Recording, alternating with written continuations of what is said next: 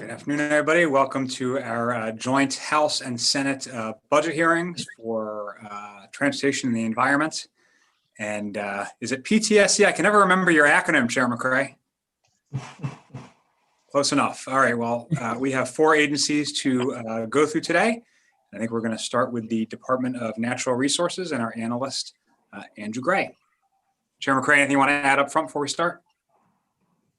I'll probably first acknowledge that you did get it correct, PTSD, and just want to acknowledge the committee members that's on hand. We got Senator Peters, we have Senator Edwards, and Senator Saling. Thank you, Mr. Chair.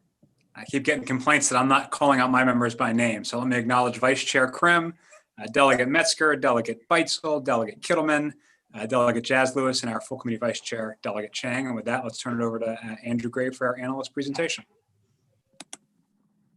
Thank you, Mr. Chairman. You should see the Department of Natural Resources operating budget summary there on your screen. Just the overview here, the budget for the Department of Natural Resources decreases by $15.3 million or 4.9% between fiscal 21 and fiscal 22. In terms of the managing for results measures here, you see the law enforcement officer statistics. In fiscal 2020, they met their conservation inspections conducted goal of 170,000 inspections, which is excellent. And they brought on 27 new officers in October 2020 to bring up their complement to around 269 overall law enforcement officers in Natural Resources Police. In terms of Exhibit 2 for the oyster statistics here, so you're seeing a favorable trend for two of the three measures reflected. So in terms of recent years, we've had a lot of rain, and a lot of rain is not good for the oyster spat. And therefore, what you've seen is a dramatic decrease in the hatchery oysters planted. You see from 2018 to 2019 is a large drop off, but then we're seeing an increase in 2020. So that's one of the improving trends. Then you're also seeing an increase in the bushels of oysters harvested between 2019 and 2020 as well. What you're not seeing here is an increase in the oyster biomass index in any kind of appreciable way, and that's reflected in the numbers down at the bottom of the chart. We're looking to get up to 10 for the oyster biomass index. We're still around 1, 1.5, almost 2, but not quite there. In terms of the Exhibit 3, this is hopefully a relaxing exhibit reflecting a disturbing trend, which is the Maryland State Park capacity closures. So what you're seeing here is from calendar 2010 through 2020, an increasing number of closures due to capacity for the parks listed here. Now, one thing to note, 2020 is a bit of an anomaly. A lot of people were out recreating in parks because they couldn't go anywhere elsewhere during the pandemic. And so therefore, you are seeing an increase in artificially perhaps in 2020, but overall, you are seeing a trend in increasing numbers of park capacity closures. Tabasco Valley looks to be the biggest culprit here in terms of 345 closures over this time period. And that's reflected in this kind of purple area percentage-wise at the bottom of the chart. And in terms of the kind of any big increases, there's one big increase here for Calvert Cliffs in Southern Maryland in fiscal 2020. And that is not reflective of the overall complement of closures throughout the time period shown. So this is reflecting that there are some challenges in terms of the park system in Maryland, particularly in 2020. Hopefully, perhaps we won't see as much of that in 2021. The parks were, and a lot of people were coming out. It's like 14.5 million or so to 21.5 million or so in 2020 increase. So that's a substantial number of people out there. Fiscal 21 proposed deficiency. There's funding here around $3.6 million, largely due to budget amendments reflecting kind of typical budget amendment activity. The one I'll just note here is the funding increase for around $2.1 million for specialized equipment for turf improvements at Fair Hill Natural Resources Management Areas track. In terms of fiscal 21 cost containment actions, the Department of Natural Resources allocation for that reduction is $4.3 million. One of the major components of that was the Natural Resources Police decrease here of $1.2 million or so in general funds. Largely due to the aviation program, kind of elimination of the funding there. Exhibit 4 reflects the agency's spending. Chesapeake and Atlantic Coastal Service reflects the largest share of overall spending for the agency, and that's where the Chesapeake and Atlantic Coastal Bays 2010 Trust Fund is budgeted. Then for Natural Resources Police, the second largest component of the agency's budget, and that's largely due to positions. And then the Maryland Park Service is the third largest component due to regular positions, contractual positions in the parks, and then also the pilot payments, payment limit taxes provided to counties as well. Exhibit 5 reflects the overall budget here, and reflecting here just the personnel component. You see around almost a $2 million increase in fiscal 22 due to law enforcement officers' cost of living allowance in increments. And you're also seeing here a reduction of around $71,000 for one abolished position in the allowance. In terms of other changes for the agency's budget, large changes include a decrease around $5.7 million for the transfer tax for payment, which is not budgeted due to the contingent reduction of that funding in fiscal 22. The agency is able to continue with operations though, because they're able to use balance instead of general funds in order to be able to pay for ongoing expenses. However, that is not something that can last necessarily going forward. There's a reduction of $7.8 million for the Chesapeake and Atlantic Coastal Bays 2010 Trust Fund due to more conservative revenue estimates, and that'll be discussed more as an issue.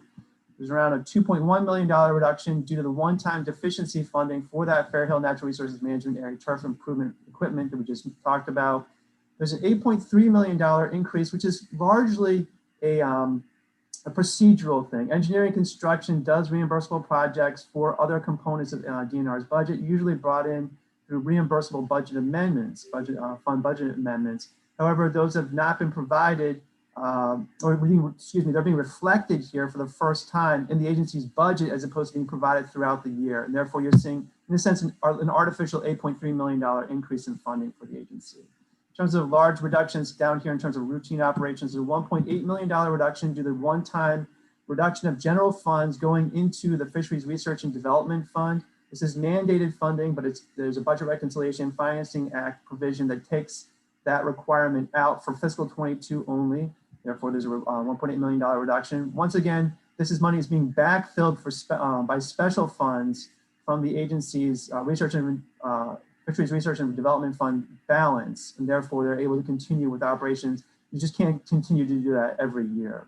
And then finally, there's a $6 million reduction for the J. Miller Taw's ice-breaking vessel due to the fact that they're nearing completion of the construction of that particular that vessel. In terms of the personnel data, you see the 11 regular position increase, and what that reflects is 12 contractual conversions, so contractual full-time equivalent positions are being converted to regular positions, and then there's one reduction of an abolished position. Therefore, you have the 11 position increase. In terms of the issues, the first one talks about COVID-19 impact on DNR and the natural resources in general in Maryland. One of the concerns, obviously, is that due to the pandemic, people are not going out to restaurants to purchase seafood. And therefore, there's had to be a shift that's to occur there in terms of where people are getting their seafood. And it hasn't worked out quite as smoothly as one would have hoped. So people aren't going out to the restaurants, and therefore the industry is having a difficult time in terms of finding customers. So there is CARES Act funding that's come in for fiscal 21 that would provide for assistance in terms of revenue loss program. There's $3 million for direct payments to commercial for hire aquaculture and seafood processing operations that experienced a loss. And then there's also $1 million as a kind of third round of funding to be provided to seafood marketing and business support for individuals in the seafood industry. Finally, there's administrative payments as well. And that as of February 8th, 2021, a total of around $660,000 or so has been paid to 758 individuals as part of this program. And DNR's working on this program is really kind of in tandem with the Atlantic States Fisheries and Marine Fisheries Commission, which is the primary, and DNR is probably providing some of the support to get that work done. And then in terms of the Chesapeake and Atlantic Coastal Bays 2010 Trust Fund allocation, this is second issue, and start off with a couple of bullet points here.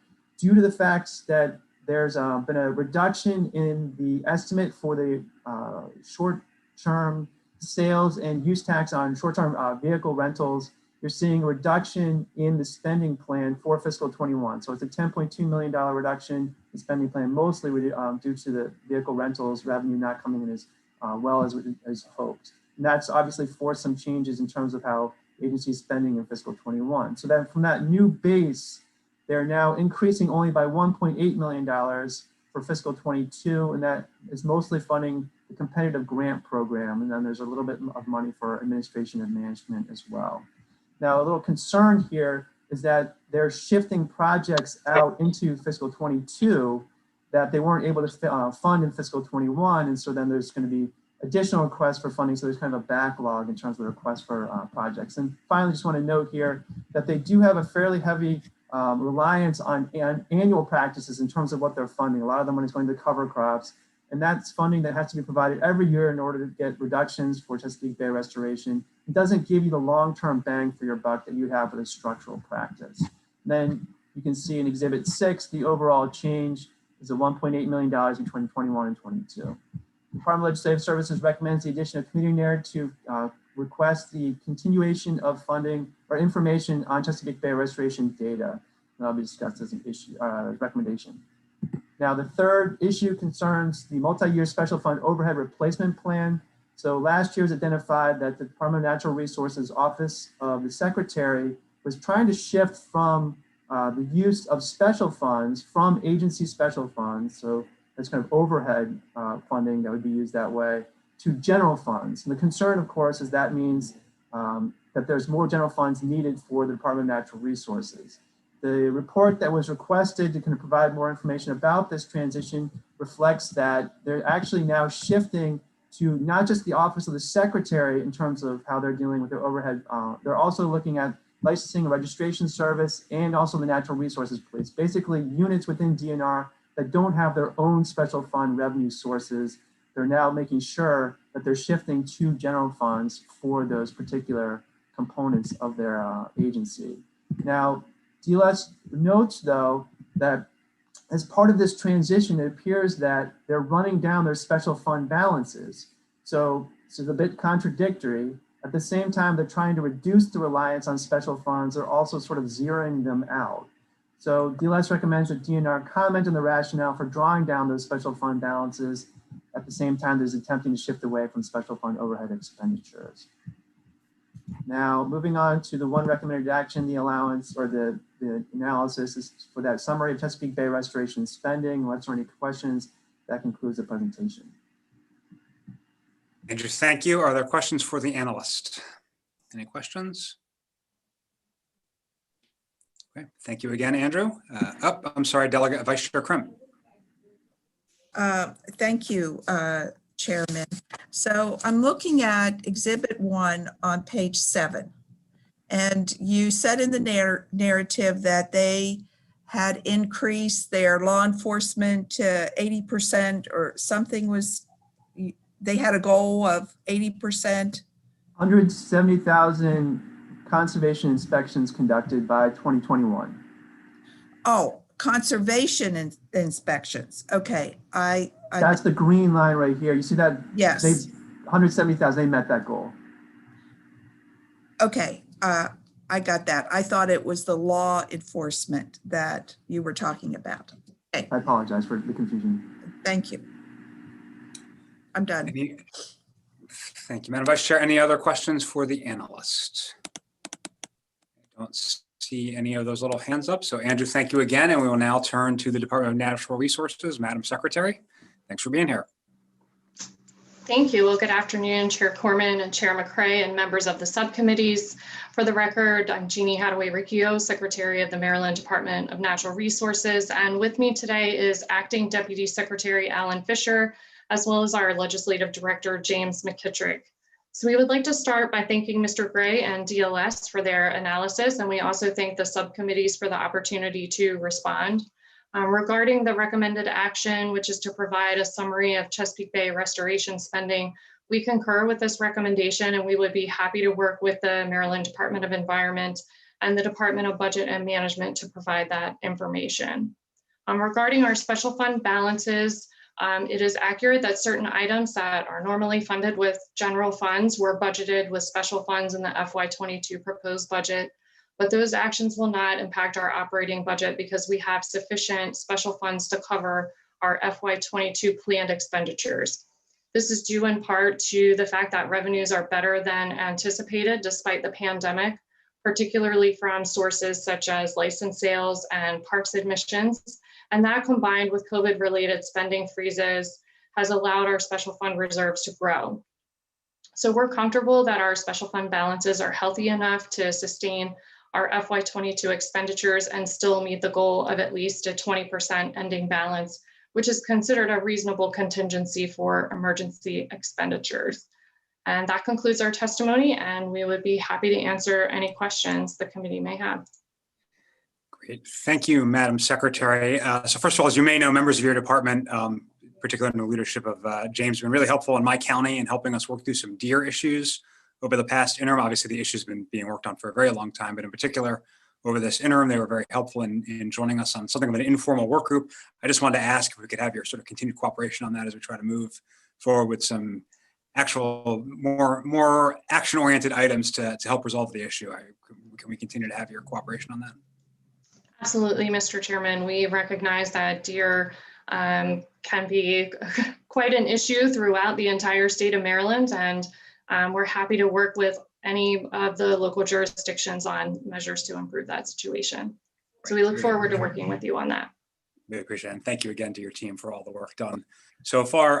Another issue is on your website, there's something called the Genuine Progress Indicator. I don't know if you've seen this. It's under, if you do dnr.maryland.gov/MD/GPI, you can see it. It's sort of more of a holistic measure of state policy, essentially, and how people are doing. The highlights on the page are from 2014 to 2015. That was so long ago, you were in the House and I wasn't. So I'm curious if you know why that's so out of date and if there's any thought on updating it and what the status is there. And appreciate that I'm sort of springing that out of left field. So if you want to follow up, that's fine, but don't know if you have any response off the bat.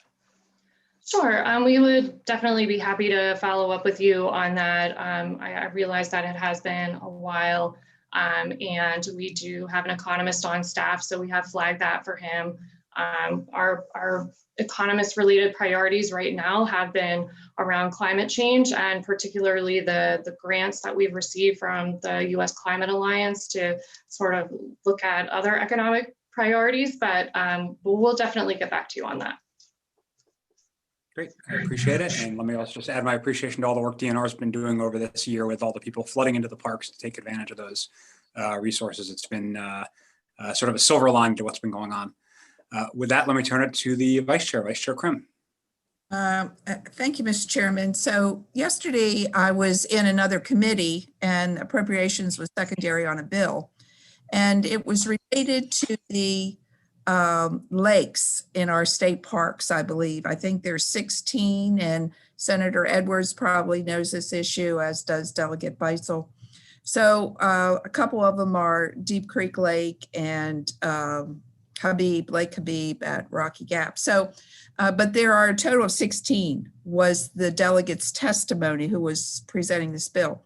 And it seems that there's a lot of issues regarding maintenance for these lakes, and the amount of money that's directed towards that is not sufficient to address all those issues. Do you have a report, or do you have anything that would show just how much of a problem this is across the state in these lakes? Because as I read through the analysis, it says that the parks with a water amenity are the most popular. So I'll just let you respond to that. Thank you. Well, thank you very much, Madam Vice Chair, for the question.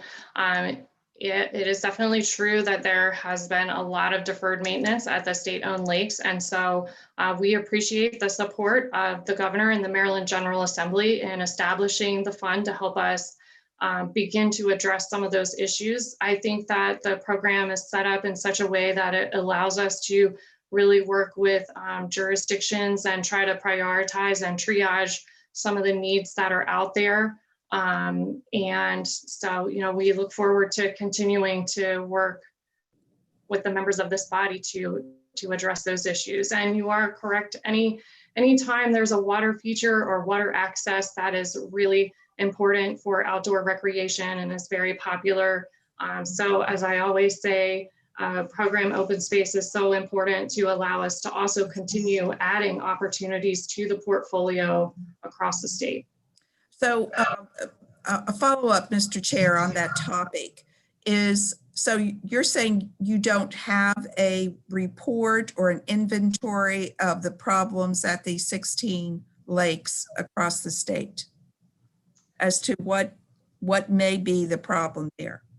So we do have an inventory, and we can provide you with that information. I would like to have that. And do you have a plan to address those issues?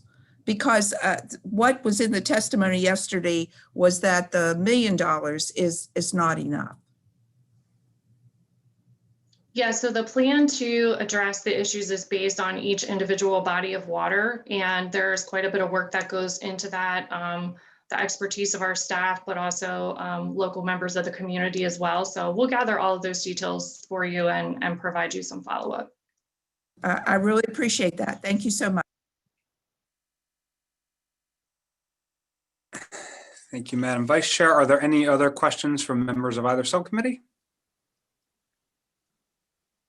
Okay, I'm not seeing any. We do have some additional witnesses that I'll call up for 2 minutes each. We have Pat Roddy on behalf of the Fair Hill Foundation, Michael Johansen on behalf of the Fair Hill Foundation, and Tim Casey from the Friends of Maryland State Park. And each of you can have 2 minutes, and we'll start, if he's here, with Mr. Roddy.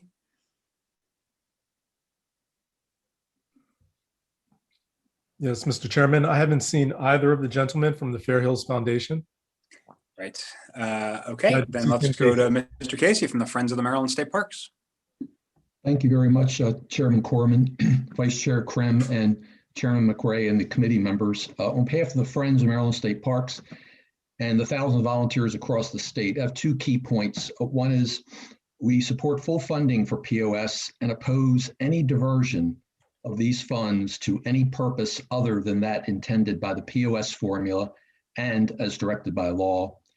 Secondly, Maryland citizens, of course, has been commented on numerous times by you, Chair Corman, and Mr. Gray, about the number of people coming in record attendance to parks. So our visitorship has had a trend from 10 million in 2013 to 15 in 2019, and that big spike to 21.5.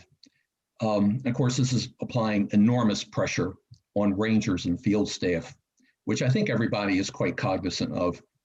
However, to coin a phrase, Maryland citizens are voting for parks with their feet, literally. So in that regard, with the visitation and with the trending there and the pressure on rangers and field staff, we please do not cut any of their funding. Thank you.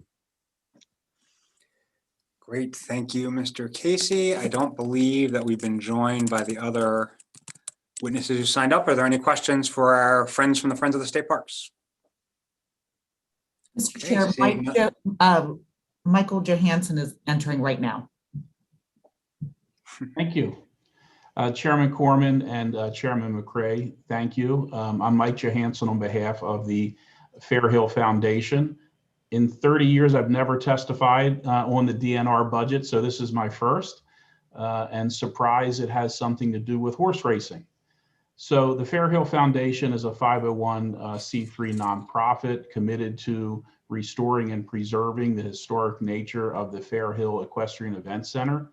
The Fair Hill Foundation actually would be the racing licensee when it would apply to the Racing Commission for racing days.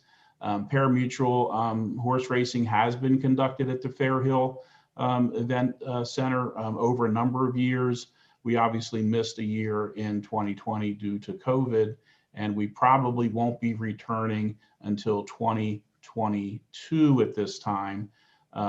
The state invested in a new turf course. That turf course won't be ready until after the fall, so it looks like the next time for a meet will be next spring.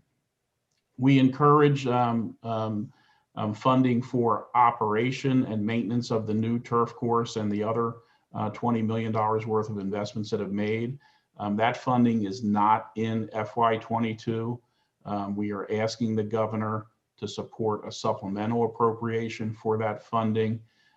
He did include deficiency appropriation in 21 for some equipment, but at the moment, there is no funding in the DNR budget to maintain this $20 million facility that has been constructed and now completed. In addition, I just wanted to let the Budget Committee know that there's a bill that will create a mandated appropriation for FY 2023 and going forward. In the House, that bill's in the Ways and Means Committee. In the Senate, of course, it's in Budget and Tax. But what we have is this gap of a year for FY 2022 where we're going to need some help to keep this property maintained in proper shape. So thank you, Chairman Corman and Chairman McCray. I appreciate the opportunity just to make you aware of those items. Great. Any questions for Mr. Johansen? Okay, seeing none. Thank you to Mr. Johansen. Thank you, Mr. Carey. Thank you, Madam Secretary and your team. Colleagues, we will now turn to the Motor Vehicle Administration and the analyst, Caleb Weiss. Thank you, Mr. Chairman. Here, let me share the screen. So for the Motor Vehicle Administration within the Department of Transportation, the fiscal 2022 budget increases by 0.3 million or 0.2% for a total of 204.1 million. And this is on the operating side. On the next page, the PAYGO capital summary. In fiscal 2022, the PAYGO budget decreases by 11.9 million or 30.5% to a total of 27.1 million. Moving first to the section on performance measures. Here we have a percent of alternative service delivery. This is mostly either procuring MBA services through the use of the e-store or self-service kiosks. You can see that in fiscal 2020, this number did go up and is projected to go up further in 2021 and 2022. The next, I'm moving on to the budget here in Exhibit 4. This is the overview of agency spending broken out by type. And you can see that field operations is the largest, followed by administration and central operations and safety programs. Moving to the proposed budget for fiscal 2022, you can see here the $0.3 million increase.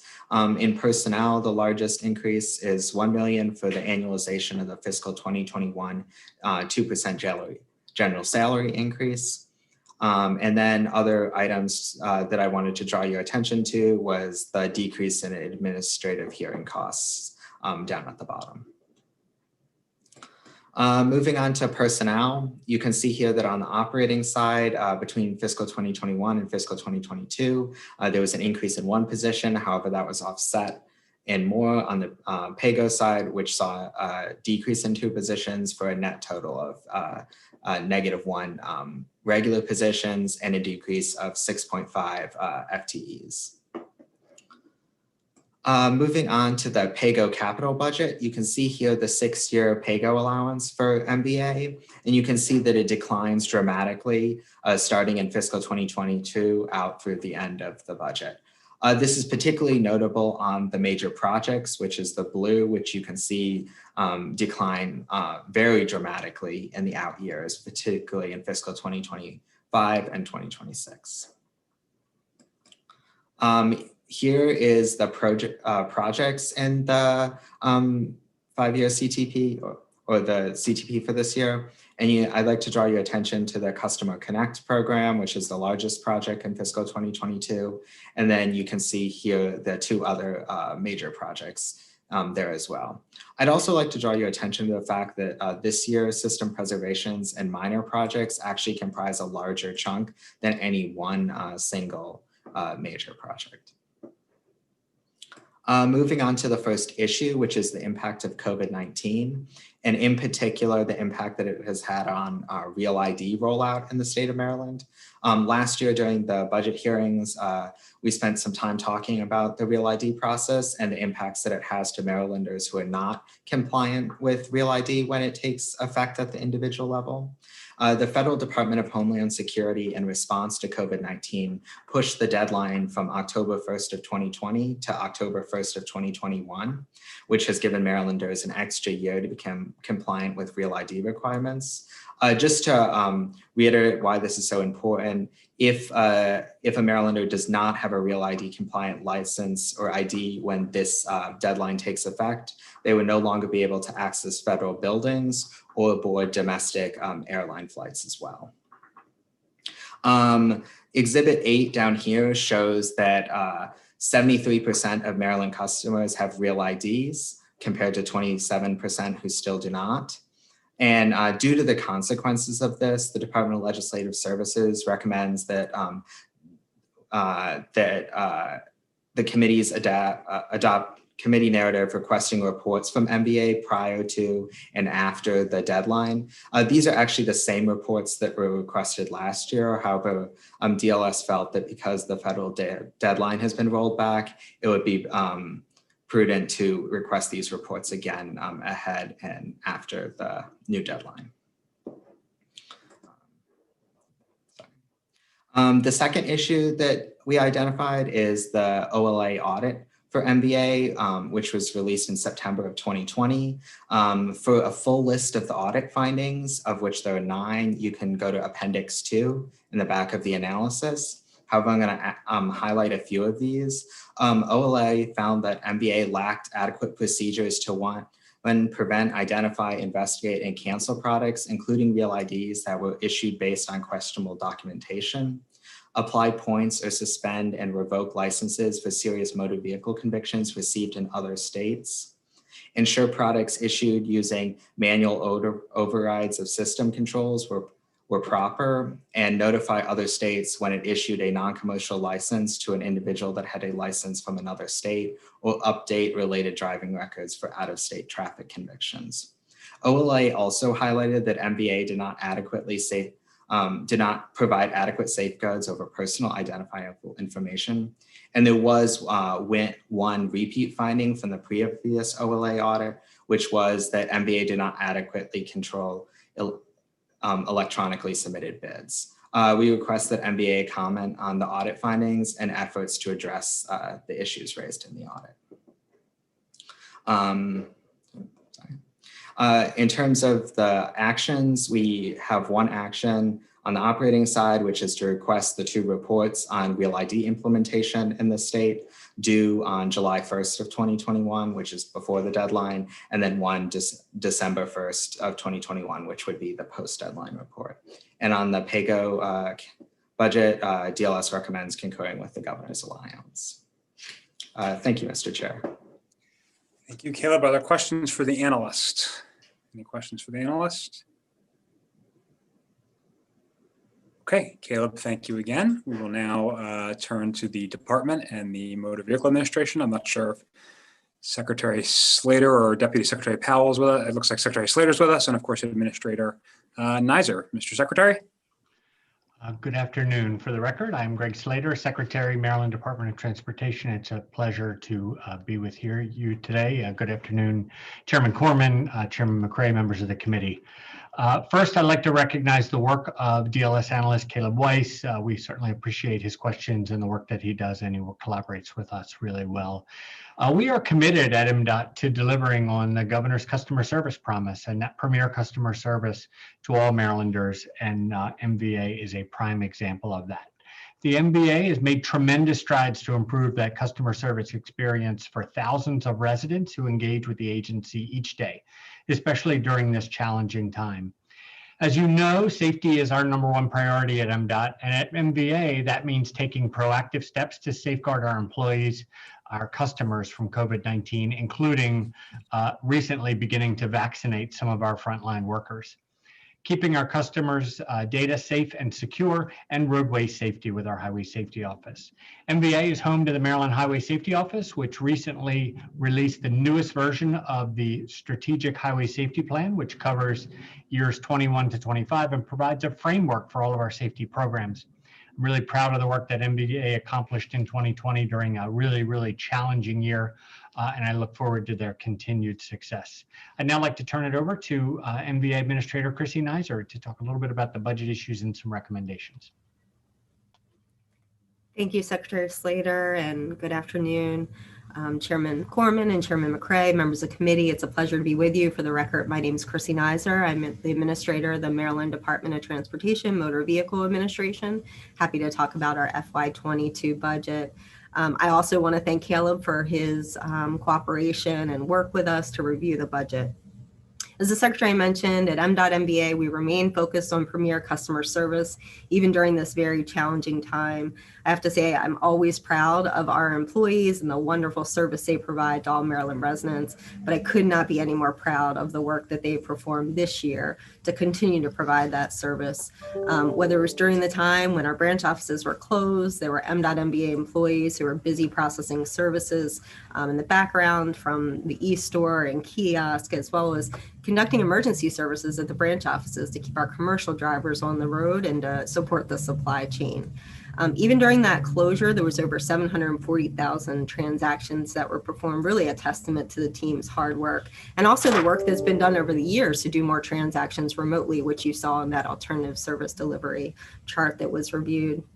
We also work with the Maryland Department of Health, State Police, and M.SHA, as well as the local health departments to set up COVID-19 testing sites at 11 out of our 18 BEEP locations.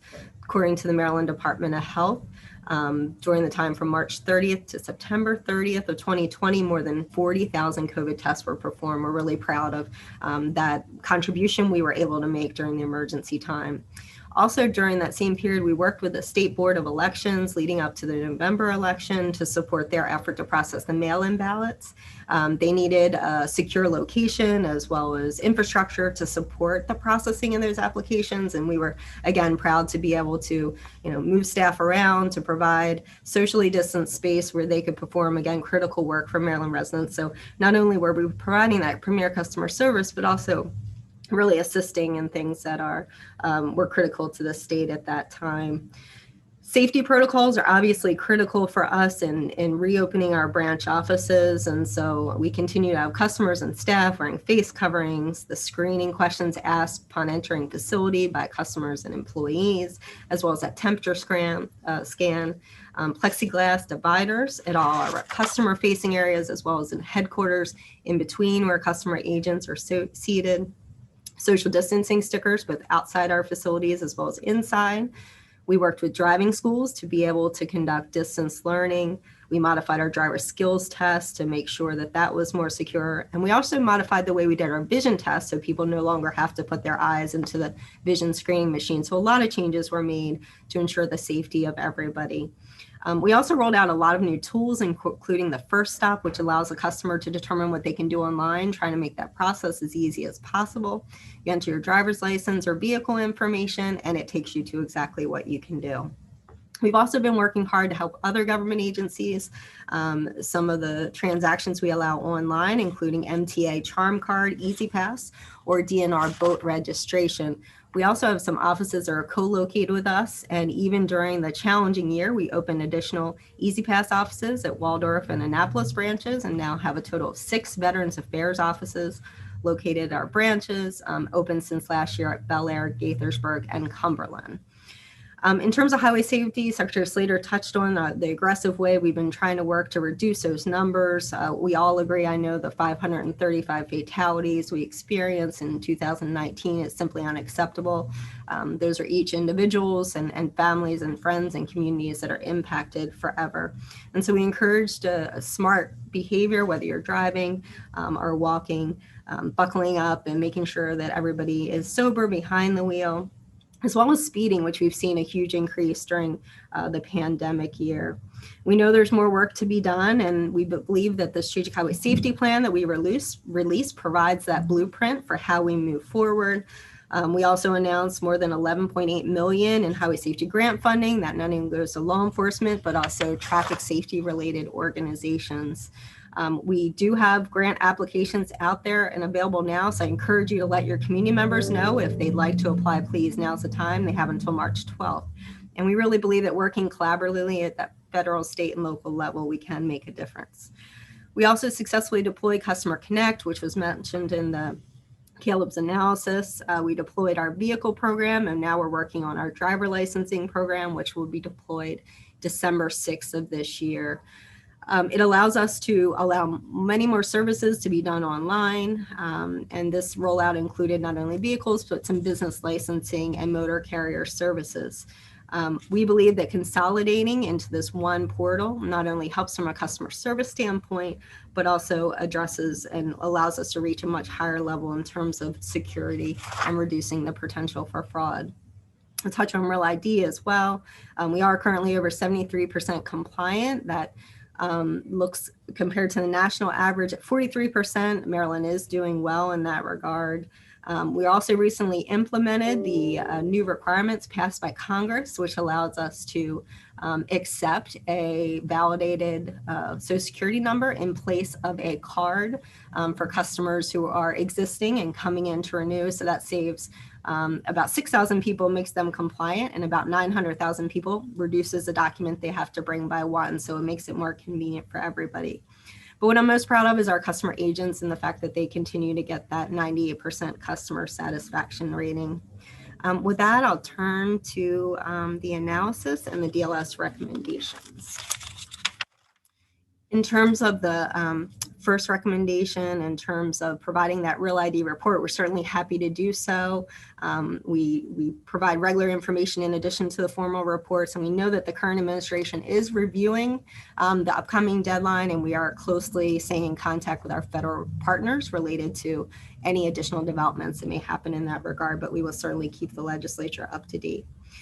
Related to the legislative audit, M.MBA takes audit issues very seriously, and we do appreciate the legislative auditors, the role they play in helping us improve our processes and especially protecting personal information of our customers.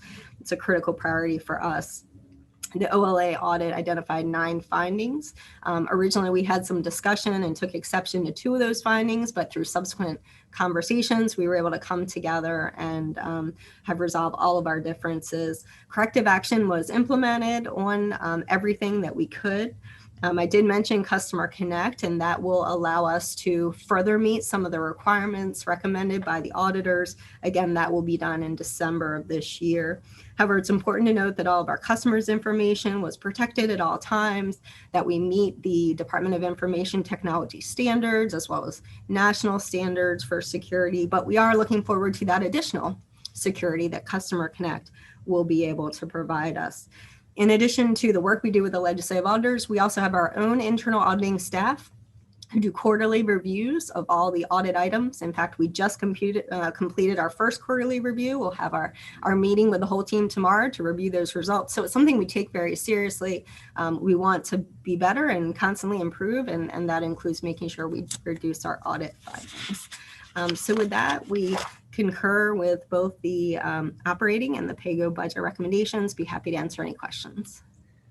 Thank you very much. Let me give a shout out to Ellie Simmons, who I think has now left your office, and April King, who are, I know there's many people who work behind them, but for us, they're sort of the frontline people, have been really great, particularly this year on constituent service, but every year it's always an issue, but this year in particular, a lot of questions about weird cases because of the pandemic. So thank you for their great work. Questions from my colleagues? Okay, I do have a question. This has come up before on the issue of MVA employees teleworking. I understand that obviously people who work in an office that are doing intake with people, those people would not be able to telework, but obviously, as you're well aware from prior briefings and hearings, there's been a concern that people who are not working in those environments are also being told not to telework. It sounds like there might have been some sort of IT security reasons for that, if I'm remembering correctly. But can you just maybe refresh my memory on how MVA deals with teleworking of its employees? I'm not so concerned about the pandemic. The pandemic, thankfully, it seems like it's proceeding, knock on wood. But on a go-forward basis, as you know, the vice chair of the committee, who's up next with a question, has legislation on state government telework. So we're just sort of interested in following the issue on a go-forward basis. Sure. Thank you for that question, Mr. Chairman. So currently we have 326 employees who are 100% teleworking.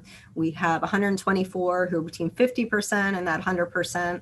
And then we have about 14 that are less than 50% teleworking. I think you're right that the pandemic has changed the nature of state employment and teleworking. So it is something we're looking at, not only what's happening today in terms of teleworking, but what will happen going forward.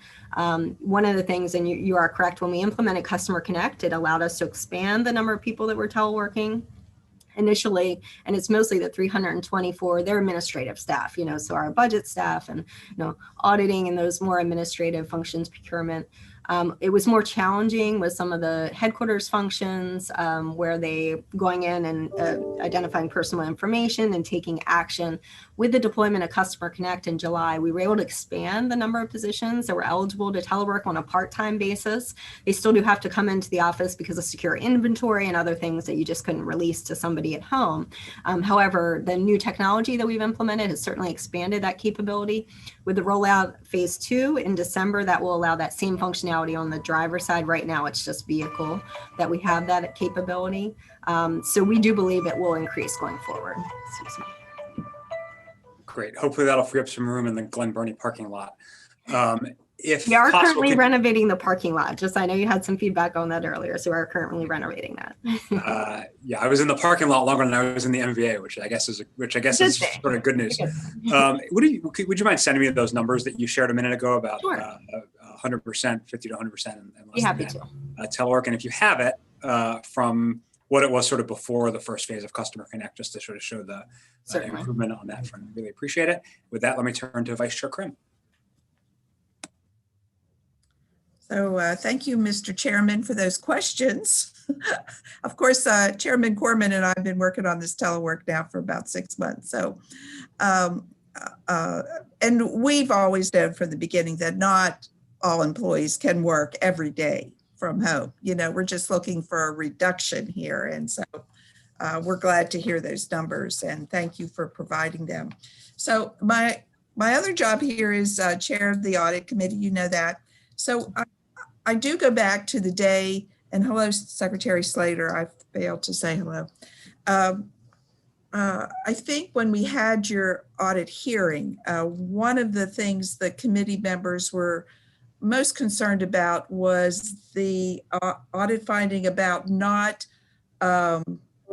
applying the points to people's licenses that then would cause them to be suspended or their driver's license revoked, because we looked at that as a public safety issue. And I think that goes in line with what the priority is at MDOT. So can you just talk a little bit about how you've resolved that? Yes, and thank you for the question. I agree 100%. It is a public safety issue. We need to make sure that we're maintaining accurate driving records, and certainly as people have violations, making sure that those are addressed. And so, right now, as I explained previously, it's a very manual process. Staff has to go in and record that information. None of it happens automatically. It is completely manual. We have an old mainframe-based system, which is where a lot of this work is done and where the driving records are maintained.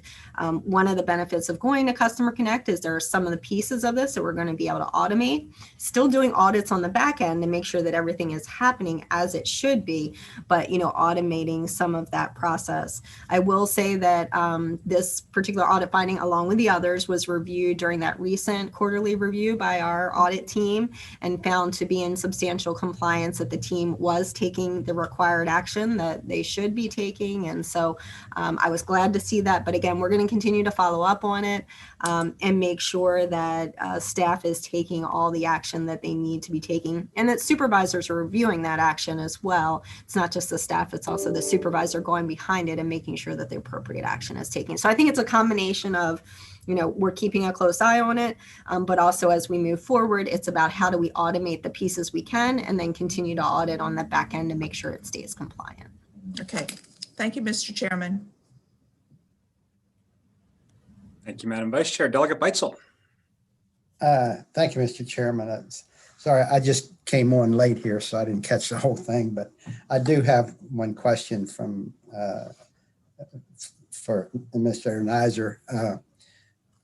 I'm getting some complaints from truck drivers that have CDLs that they have to take a test, like a physical, and they get a drug test every year, and they have to send that information in.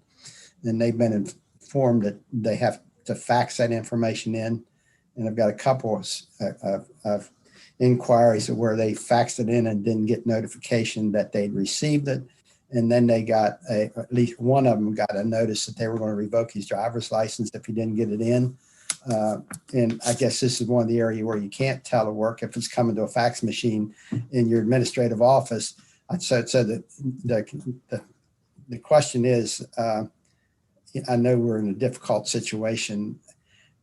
At some point, are we going to get to where people can go into the office and I have a lot of people out in my area that don't have access to fax machines and internet and all that stuff. I just wanted to bring that to your attention to see if there's something that you could do to maybe help alleviate that concern. Thank you, Delegate Bitzel, for the question. So customers do have the ability to email as well as mail that copy of the DOT physical card to us so we can update the record.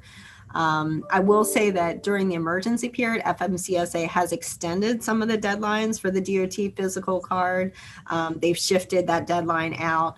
The new deadline goes to May, but your DOT card had to be valid by December of last year. So they keep kind of moving it to give people about 6 months more than they would normally have. And so certainly it is something that we try to keep up to date with, because of the fact that for commercial drivers, that is critical to their license. And we recognize that. One of the new things with Customer Connect we're working on is actually the ability to enter it all online. We know that some of the employers would actually like to do this on behalf of their clients or their drivers. And so we'll add another option under Customer Connect for the information to be electronically sent to us. And that way the record can be updated immediately. As opposed to a fax, as you say, you don't have that confidence that somebody received it.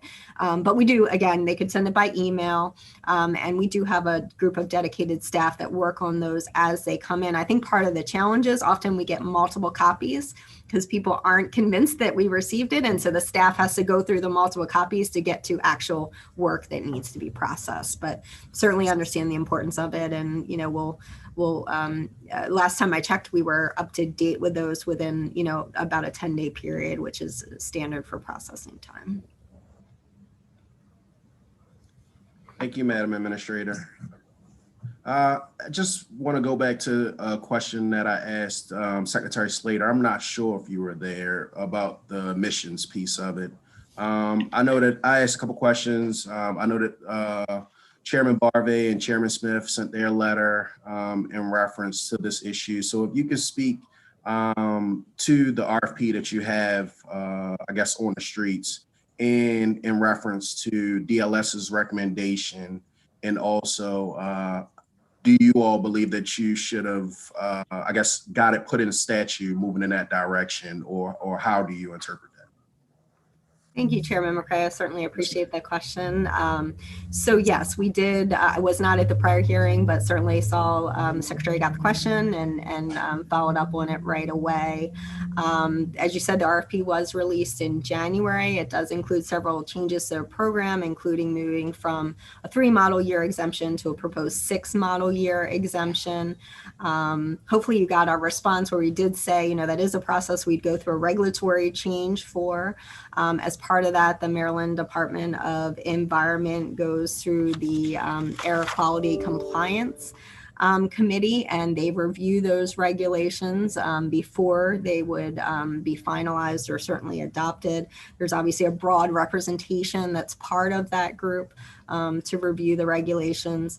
The only reason we didn't start the regulatory process earlier is because we can't change the number of years prior to under the existing contract. It would have to be under the new contract. In addition to the time it'll take to go through the RFP process, as I said, was just released in January, and we're going through question and answer period right now with the prospective vendors. There's also a 6-month transition period to allow whatever vendor is successful to be able to transition to the new program. And so there is some time before we'd be operating under those new rules. And that's the only reason that the regulations haven't been promulgated yet. But I see Secretary Grumbles on the video as well. And that is obviously MDE is our partner in this effort in terms of, decisions we make. We know that the newer vehicles are much more efficient. And that is why in working with MDE, it was determined that moving to the 6 models year did not have any environmental impact, but really took away people from having to be tested that frankly had such a low failure rate. It just did not make sense to continue to require that to happen. Could you speak a little bit more to the timeline in reference to the RFP? If the regulations wasn't adopted, what would happen then with that RFP in the years that you have put in place? So the process would go before the Air Quality Control Advisory Committee, I believe this spring or this summer, for those regulations to be adopted. I don't have the exact date. I don't think we've determined what the date of that review would be. In terms of your question about what would happen if the regulations were not adopted, probably depends on where we were in the process of reviewing the RFP. Whether a decision had already been made or, we still had time to make a modification to the cost or the pricing proposal. Obviously, we had to let the vendors know so they could build that into the pricing that they provide to us. So yeah, I think it would depend on where the procurement was in the process when any decision would be made that the 6 years was not the right approach from a regulatory standpoint.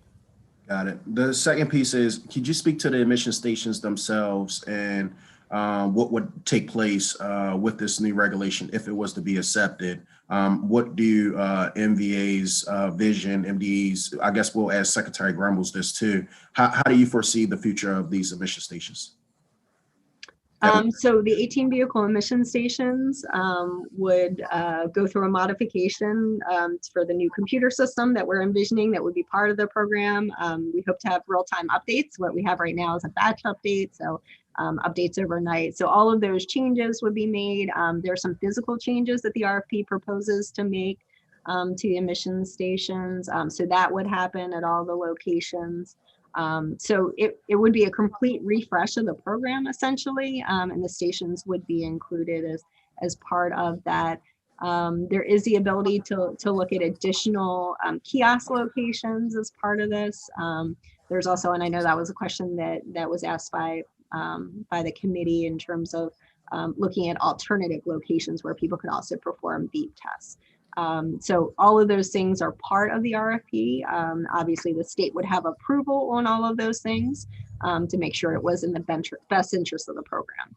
But you don't see it decreasing less than the 18 centralized emission stations? So there is an option going forward to allow for reduction in stations. Again, that would be completely a decision by the state in the best interest. And it would be based on the volume at the stations, whether it made sense. From the number of vehicles being tested from a volume standpoint, the addition of alternative locations where tests could be provided as well. When you say state, could you reference who you're discussing? That could be a variety of folks. So I'm sorry, yes, a combination of MDE and M.MDA that we jointly govern the program. So all the decisions that are made are really made together to make sure it is in the best interest from an environmental as well as the operational and customer service that we provide at M.MDA. Just wanted to be clear, and I only got one last question because it looked like my other chair, my counterpart, got some questions. But my last question is, obviously with the health pandemic, the emissions are no longer taking place at this moment. So could you talk about how we go, those folks that are required to get their emission that may have been postponed at this moment, what does that look like in 2022 or 2023, whenever we get back to some form of normalcy? Sure. So we actually did restart the emissions program. We had stopped, as I discussed earlier, to allow for COVID testing to be performed there, but we have restarted as of late last year, the vehicle emissions. So we moved everybody's date out. So nobody has to worry that they were scheduled to have their VEAS test during that time. Everybody will get a notice before they're required to come in. And then, we'll put people off cycle. So we'll work to get them back on the regular cycle as we move forward. But yeah, what we did was essentially look at the number of vehicles that needed to be tested and the number of months we had in the out years and how we could best spread them out throughout that period of time in order to give the customer enough time to be tested, but also to make sure that, we didn't have too many vehicles coming to a station in any given month. Thank you, Madam Administrator, and thank you, Mr. Secretary. Thank you, Chairman Craig. I do just have one follow-up question. It's actually kind of similar. My recollection is when this started, the MVA had a generous policy of, nothing is expired. Things will stay as long as the state of emergency is going until some amount of days till after the state of emergency. Are we still under that order, and what's the status? Yeah, thank you so much for asking that question. I love every opportunity to get this out there. Yes, we are still under the extension, Governor Hogan's executive order. So March 5th, 2020 on, any license, registration, handicap placard that is expired as of that date on through today is still valid. Once the emergency is declared over, people still have 30 days in order to come into compliance. So they do still have a period of time post that emergency being declared over, which we know has not yet happened. So yeah, I appreciate any you guys sharing that information with your constituents, because it is a frequent question we get. Right. So if my friend is driving with an expired license in New Jersey, but it's a Maryland license, what happens? So we've communicated with law enforcement throughout the country regarding our extension. Many states have similar extensions in place. Most states are similar to us in that they're appointment only to reduce capacity at the branches. And so they have implemented many of the same procedures. We do have that network that we communicate across the nation. And I think law enforcement is being understanding of that. Even if they don't know every state's rule, they certainly know that states have things in place. I will say we've put the executive order online if customers feel more comfortable. There was a period of time that we were even mailing it out to customers that they could carry it with them in case they were questioned about something, and that way, they could show it to law enforcement or anything else they needed to. Yeah, what if they wanted to get on a plane? So TSA is also accepting expired licenses. They had a general policy even in the past of accepting licenses that were expired 6 months, but they have certainly extended that allowance during this period of time. Great. Thank you for that clarification. Any other questions for the MVA administrator? Okay, thank you very much, colleagues. We will now turn to the Maryland Transportation Authority and the analysis from Caleb Weiss once again. Thank you, Mr. Chairman.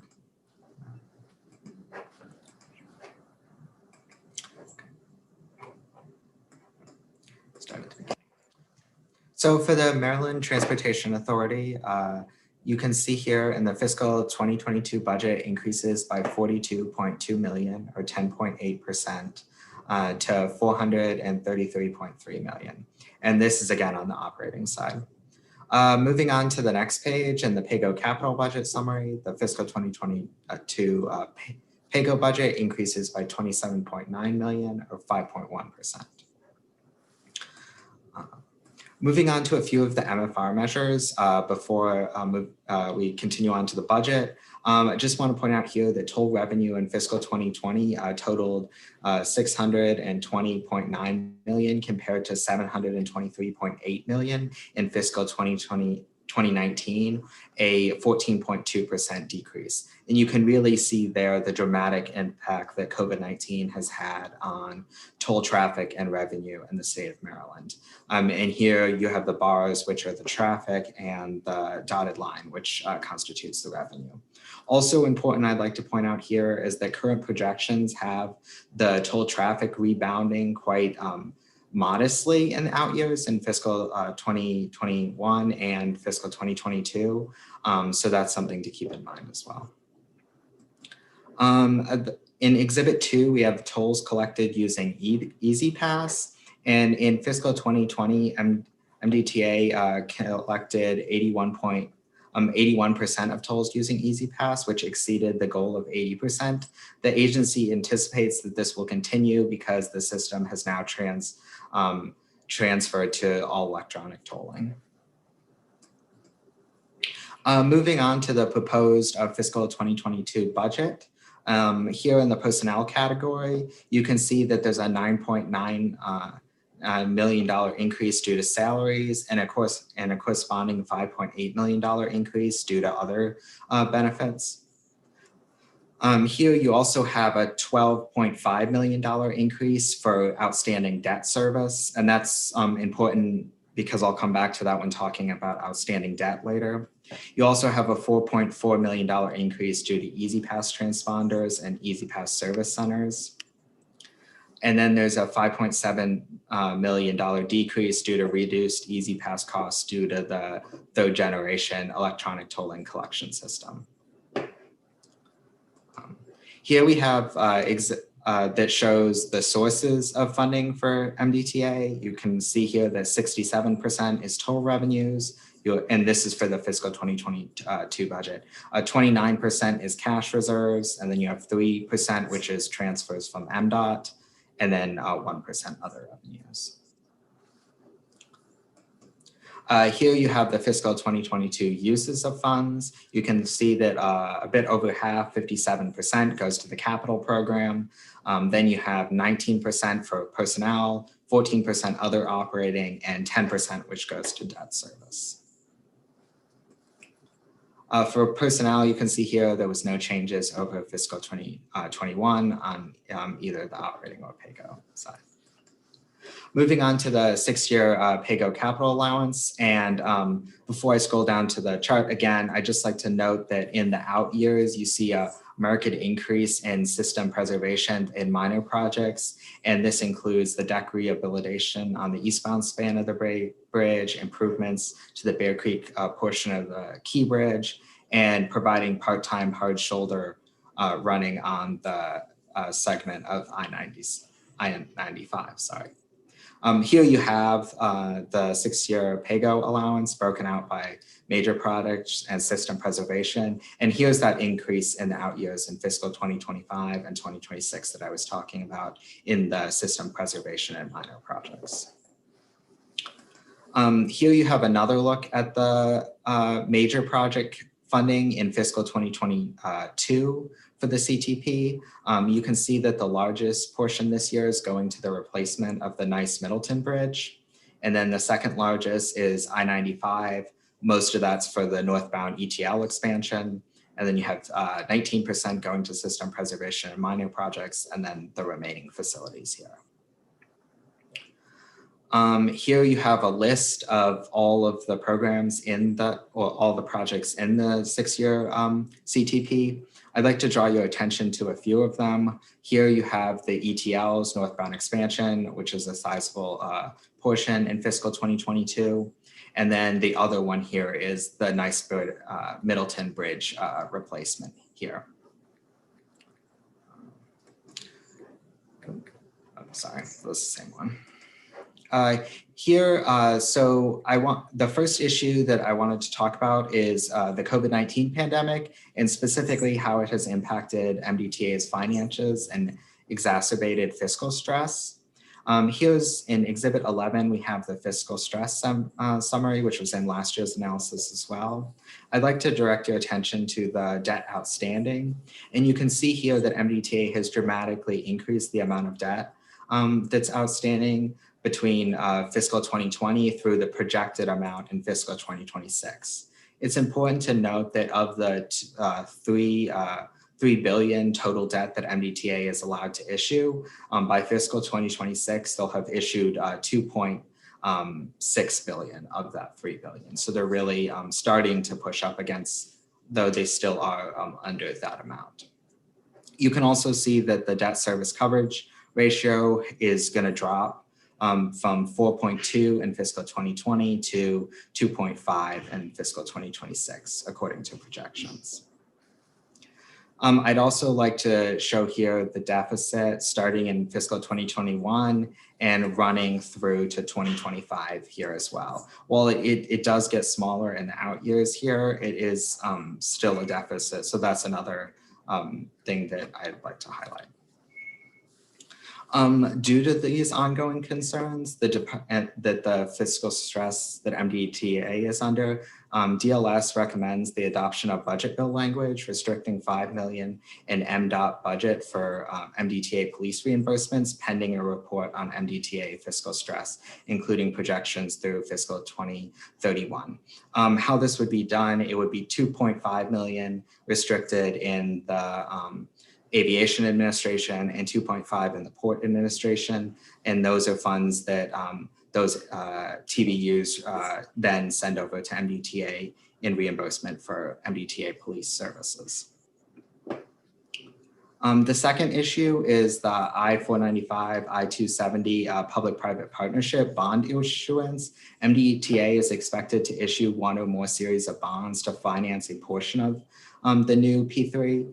And the repayment of these bonds would come solely from revenue generated by the P3 and would not be backed by toll revenue from existing MBTA facilities. Additionally, a second trust agreement would be created that would cover all of these bonds issued for this project. This means that there would be no use of, for example, Bay Bridge fund toll revenue to cover the bonds issued for this project. MDTA did just release a report, preliminary toll rate range and soft rates cap, phase 1 south for the American Legion Bridge, I-270 to I-370. This report is not part of the official toll setting process and does not begin any official public comment period. The public comment period for the toll setting process will only be started after the MDTA board votes to seek public input on the official staff proposal presented during the spring of 2021. During the spring 2021 MDTA board meeting, MDTA staff anticipate completing the entire toll setting process by the end of October 2021. However, in light of this report, we ask that MDTA should comment on this report, the toll setting process more broadly speaking, and how toll rates will be adjusted going forward for this project. Same one. For the actions we have on the operating side, we have the piece of budget bill language recommended above, and you can see here the 2.5 million for the Port Administration and the 2.5 million in the Aviation Administration. This report would just cover a number of different fiscal stress measures and would be projected through fiscal 2031, sorry. And we request that MDTA submit this report by July 1 of 2021. And on the PAYGO capital side, it's non-budgeted, so DLS has no recommendations. Thank you. Thank you, Caleb. So when I look at Exhibit 1 for 2020, I see $400 million approximately in toll revenues. When I look at Exhibit 7 for 2020, there's $683 million in revenue. Is the delta there proceeds from debt issuances? Are there other sources of revenue? Is it, Sorry, let me get to the second one real quick. Exhibit 7, you say? Exhibit 1 and Exhibit 11. Oh, Exhibit 11. So Exhibit 1 shows the toll revenue for FY20 is a little over 400 million, but Exhibit 11 lists total revenue as 683 million. So I'm just trying to understand what goes into the difference there. Is it proceeds from debt issuances? Is it penalties on back due tolls?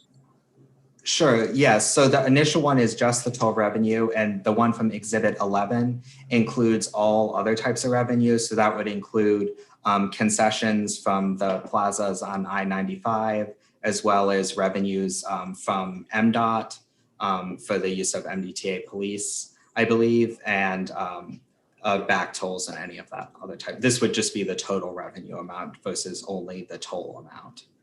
Great. And I didn't have a chance to go back and look at last year's analysis. So in this fiscal stress situation, I mean, I know this idea of being sort of close to the debt cap and stuff has been brought up before, but this operating deficit, I mean, is this driven a lot by the pandemic and the really significant drop in toll revenue, or is something else going on?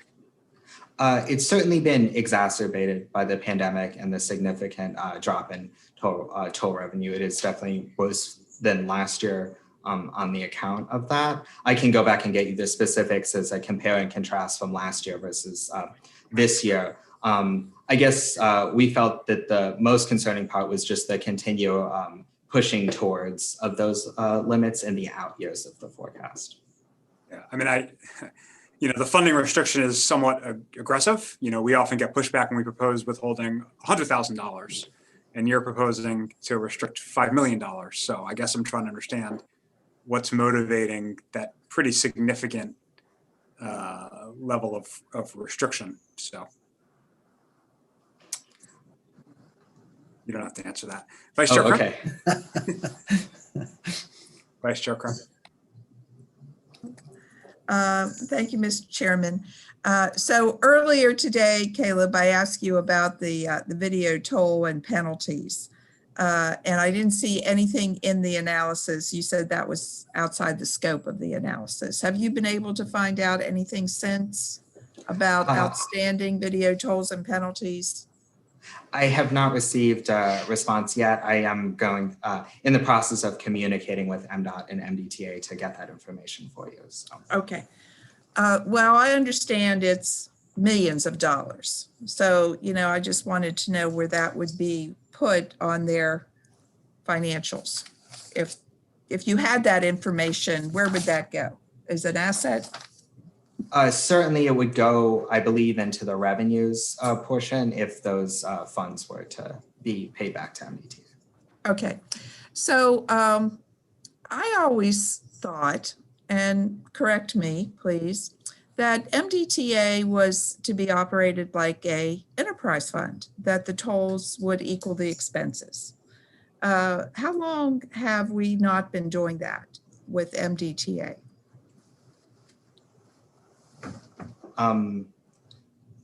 So do you mean the difference between the revenues and the expenses here? Right. I always thought it was supposed to be operated like an enterprise fund, like the tolls collected would equal the expenses of the authority. So, but you're saying that that's not, I mean, I don't see that in your analysis, so. I mean, certainly, so tolls are the largest piece of the revenue that MDTA collects. There are other types of revenue that they collect at due to various things. So what I'm mostly interested in is that $33 million that's coming out of from MDOT. Is that coming from the Transportation Trust Fund or? Oh, okay. Yeah, I can definitely address that. So the money that comes from MDOT is in large measure due to the use of MDTA. MDTA does have a police force of its own that in addition to just operating on MDTA facilities is deployed at BWI Marshall Airport and at the MPA, the Port of Baltimore. And so those two transportation business units, and I can definitely get you the exact numbers on the amount of funds from each of those, they then pay MDTA in lieu of other types of payments for the use of those police forces. Okay, so you are saying then that the toll revenue does equal all the expenses at MDTA? Not just the toll revenue, but you see that other piece of revenue there as well. Yes, correct. All right, thank you, Mr. Chairman. Thank you, Madam Vice Chair. Delegate Kittleman. Watch out, Caleb. She knows something about this. More than something. Actually, I only had a simple question. I just wondered with the pandemic and the changes, have the rating agencies weighed in on anything? Are they concerned? I have not heard specifically. I can definitely get that information. I definitely did not hear that they were concerned, if that helps. And I guess to your question, Madam Vice Chairman, essentially the authority does not get subsidized by the general fund. So thank you. Thank you, Delegate Kittleman. I'm sure the agency will go into this, but they actually had, at least relatively early on in the pandemic, a relatively positive bond rating agency report that they shared with some of us. So I'm sure Mr. Ports and Secretary Slater will brag all about it. Other questions for the analyst?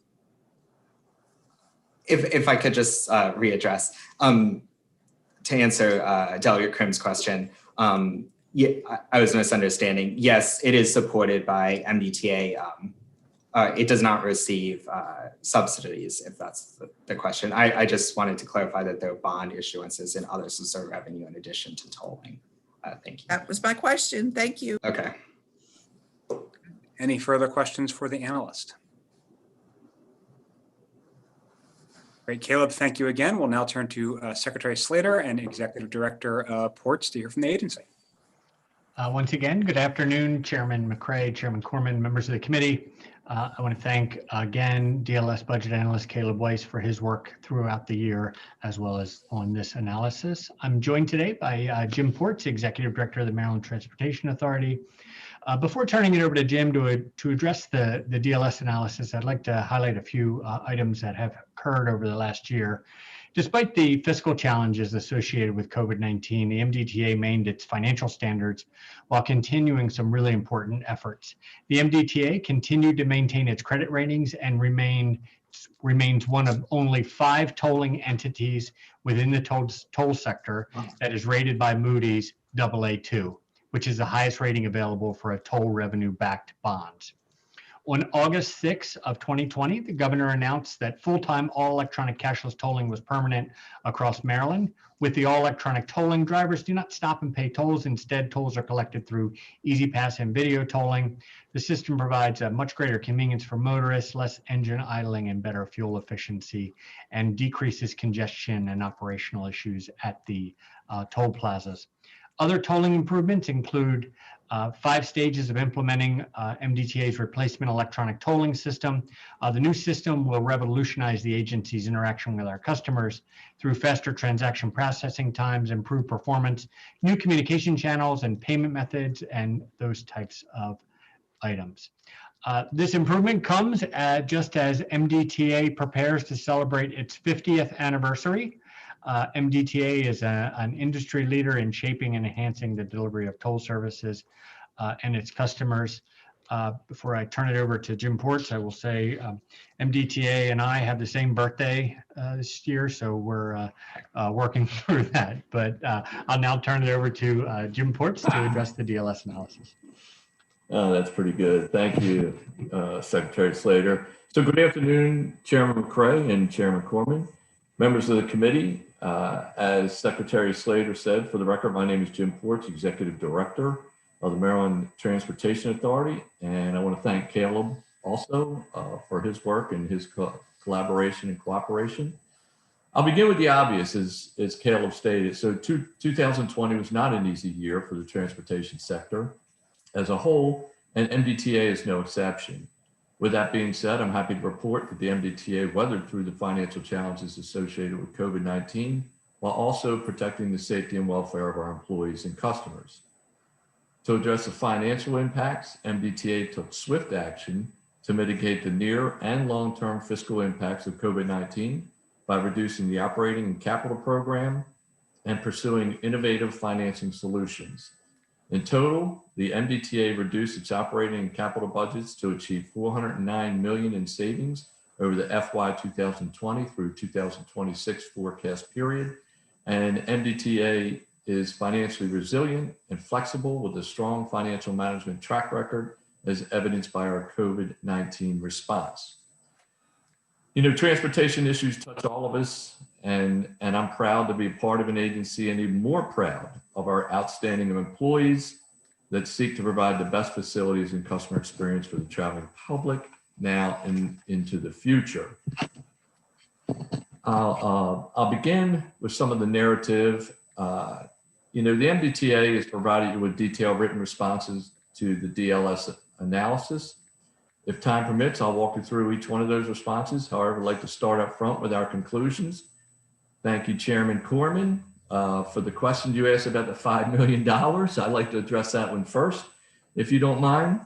The MDTA concurs in part and seeks a modification to the DLS recommendation to restrict $5 million in funding for law enforcement services provided to the Maryland Port Administration and the Maryland Aviation Administration.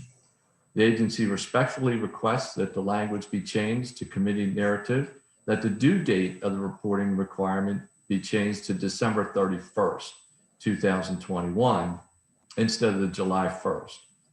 A December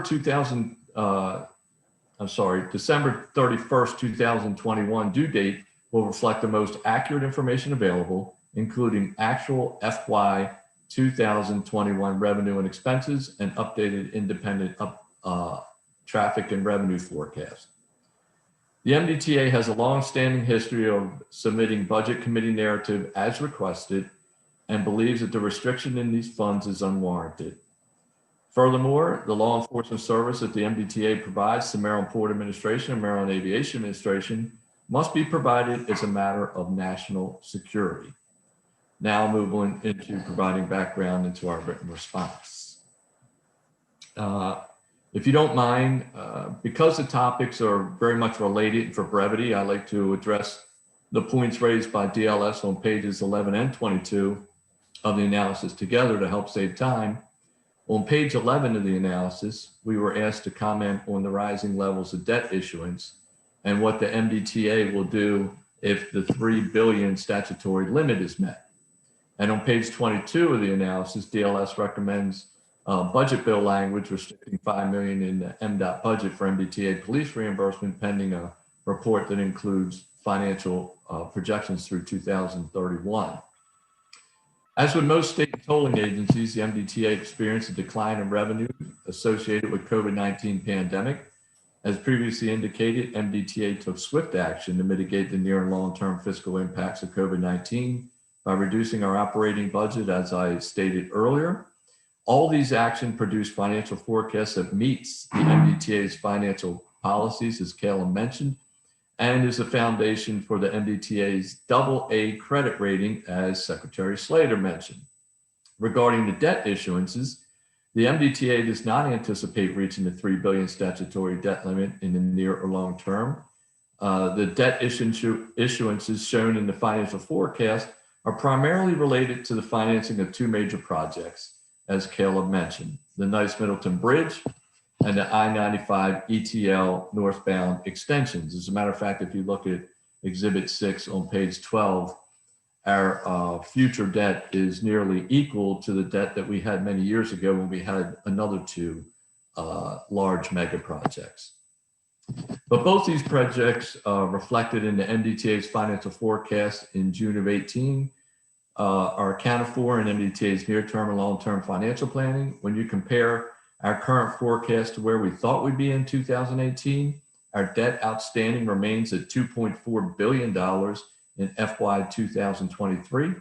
Our debt service coverage remains at 2.8 in FY 24, and the capital expenses are $364.3 million less than forecasted in June of 2018. Now, regarding the MDTA's unencumbered cash balance, the agency has an MDTA board adopted policy that requires us to maintain unrestricted cash balance of $350 million, and we're in compliance, as Caleb mentioned, with that policy. As for the report requested by DLS, again, the agency respectfully requests the language be changed in the narrative.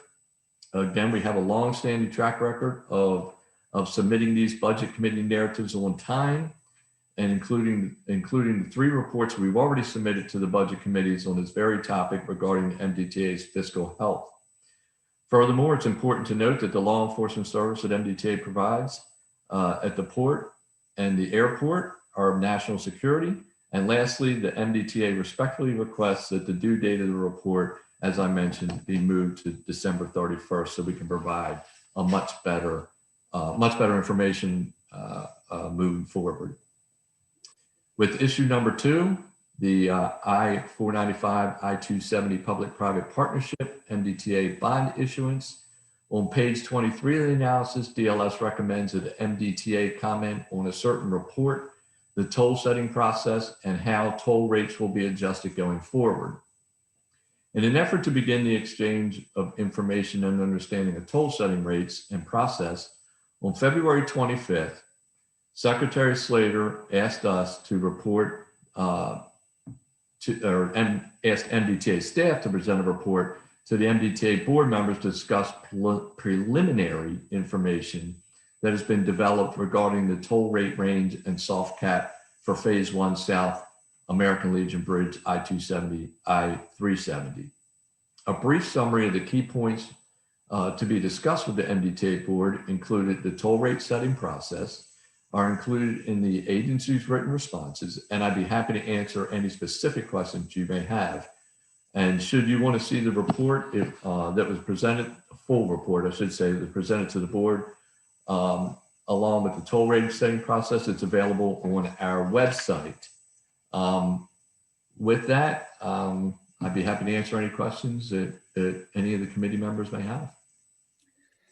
Thank you, Director Ports. Delegate Kittleman. Hi, Jim. Hello, Trent. Jim has the best job in government, right? You would know. For this hearing. I had just two questions. I recall a bill that we're looking at this year that would have some impact on MDTAs being able to recover outstanding tolls through the collection agency. Is that something that is going to be problematic for you or not? No, so I think a year or two ago, the legislature changed the law so that we could collect through a credit agency. And we anticipate taking advantage of that. Our staff is in the process of doing an RFP to assess which way we want to go with that. We can sell that to the credit agency, or we can be a partner with them, if you will, and collect a percentage over time. And so we look forward to that. We appreciate the legislature providing us with that opportunity. Okay, great. And just one other simple question that I should know the answer to, but I haven't driven across the Bay Bridge in a while. Now that it's all electronic tolling, do we collect both coming and going? No, it's just still eastbound as it was prior. I was just curious as to whether or not it's been looked at, just because it would be easy to do when you have overhead, well, electronic tolling. Yes and no. So because the Bay Bridge does not have any other routes, quite frankly, that are very close that you can take other than going up and around Delaware, the traffic in each direction is practically equal at all times. Our analysis showed that. Queen Anne's County analysis also showed that. So it didn't make any sense to spend the money to collect on both sides. Plus, as you may recall, wherever you have the toll gantries, whatever county they're in, that's where the court case goes. So, you got to be careful with that too. Thank you. Chairman McCray, you want to take the wheel for a minute? Yes, sir. Hey, reports. The Howard Street Tunnel. I asked this question a couple of times. Nobody could kind of answer it for me. In reference to the 1-year delay, could you just speak to how we communicated that with our partners that are also vested in this project? What type of impact that 1 year have on the project, and any other comments that you wanted to speak to this 1 year from 2020 fiscal year 2021 to 2022? You saying the Howard Street Tunnel? Yes, sir. So if you look at page 13, and I brought this, everybody just kind of draw blank stares. You see where the budget analysis, Caleb Weiss. Oh, Kent Railroad. Mm-hmm. Yeah. In Howard Street Tunnel project funding released by MDTA is providing of $10 million in fiscal year 2022. This is a delay of prior year funding plan that had MDTA funds for project programmed in fiscal year 2021. Yes, that's correct. So originally when this was planned and we were trying to gather the funds for the Howard Street Tunnel, it was originally thought that the MDTA would provide $10 million, and that was for the Canton Railroad system. And we were working with the partners in the railroad industry to expand Canton's ability to provide services along some of these rails. Now, since that time, and I guess Secretary Slater can probably better answer this question. Since that time, a lot of things have changed with the railroad partnership and how we're looking at the funding of this project, because it really is more of an MDOT type project than it is an MDTA. And so he may be better able to address it, but I know they're looking at, we haven't made any decisions yet, but we're looking at other potential funding areas? Yeah, thank you, Jim. I can address that as well, Senator McCray. So the project itself was not delayed. It was just the moving of the $10 million kind of from one year in the program to the other. It was based on the Canton Railroad. So when the original project funding was laid out, it was envisioned that there was going to be a loan from MDTA, Canton Railroad, over to Port Administration to contribute $10 million. Since that time, COVID hit, and certainly there's some fiscal stresses on the Transportation Authority in both a cash flow standpoint and those types of things. So we're trying to look at if that's the best use department-wide, rather than MDTA just providing a loan that has to be paid back, whether we can just do that and not add an additional fiscal stress onto the MDTA. But the project, the environmental document on the project was recently published, and that is going well. We're going to start doing some additional outreach to some of the communities and community associations, probably specifically around the bridges associated with the Howard Street Tunnel and not necessarily the tunnel itself. So in fact, we may reach out to your office at some point and ask for some suggestions on community groups that may want to suggest that we work towards and give them an update. But it was not a project delay per se. It was more of just moving money on paper from one year to the next as we kind of figure out what the best solution is there. Got it. Final question. We have challenges with our mail. And I sat on ENT for 4 years, and I was just somewhat taken back in reference to the late fee that could be associated when a person doesn't have an easy pass and they may just still ride through. So you could have a fee for $4, but you could also have a late fee if you pay after a certain amount for about $54. So how are you all communicating that to the folks that are getting their mail late and may not have $50 worth of toll charges, but we pushed into this electronic tolling direction? Like, how are you all communicating that to Marylanders and our constituents? Okay, so one, it's not $50 fee anymore, a civil penalty. Our board changed that civil penalty and dropped it to $25. Okay. So I just wanted to make that reference clear because that is kind of new. So we did that, and we actually backdated to the original COVID date from the governor, which is March 17th, when we went to all electronic tolling to protect the toll collectors as well as the traveling public from what Governor Hogan called the invisible disease, right? And so the mail issue is a problematic issue for us from a customer relations standpoint, no question about it. Something we couldn't anticipate and sure didn't anticipate. And so what we're doing is we're working with the customers. If they get a late notice, if they show they get a late notice, we are absolutely working with them. We are wiping the civil penalty away. It's not a problem. We're gonna make the customer right and whole. I will also mention, by the way, that we're seeing it on the other side of the equation, and that's when people do pay and they mail their check in, and due to the mail, it gets to us late, and it gets to us to after the date, and they get a civil penalty, right? So we're working with those customers also. We're trying to track it best we can, and again, whoever brings it up to us, we're trying to work with them. Yep, Director Ports, I'm not going to hold my committee hostage, so I'll make this final. I do have a constituent, which is why I raised the question, and he knows that his fee is $50. So I'm not sure how fast you all have made the upgrade or downgrade to $25, but he sent that to me today.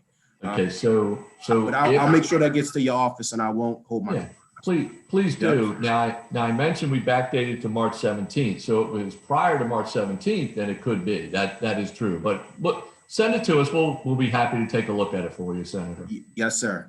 Senator Salem. Thank you, Mr. Chair. I want to thank the Secretary and Jim for all the information. It's important that we know all this, but I want to talk to you a little bit about the Key Bridge. We have a problem here. We've talked about this, and we talked about it with the port, Maryland port, and we also talked about Trade Point Atlantic. And what it is, first of all, it's about our neighborhoods and their safety. We have truck drivers driving through neighborhoods where we have schools and colleges and businesses that don't belong there. They should not be going through these areas. They're very small, narrow roads, and they're going down from the port at times going to Trade Point Atlantic or vice versa, going through the neighborhoods and going through areas where it's at times pretty unsafe. And they're company truck drivers or independent truck drivers. And I know they're trying to make a living, but our problem is this. We have a place at the Key Bridge where they have gone through at times, but they have been charged not going over the bridge. They're not going over the bridge, but they're being charged, and we know this. We talked about this and said that what would take care of it is putting the tolls and the electronic tolls on the opposite side of the Key Bridge. And we talked about this, and we thought this would be the remedy, but we didn't do that. We put it on the side of the bridge in Baltimore County.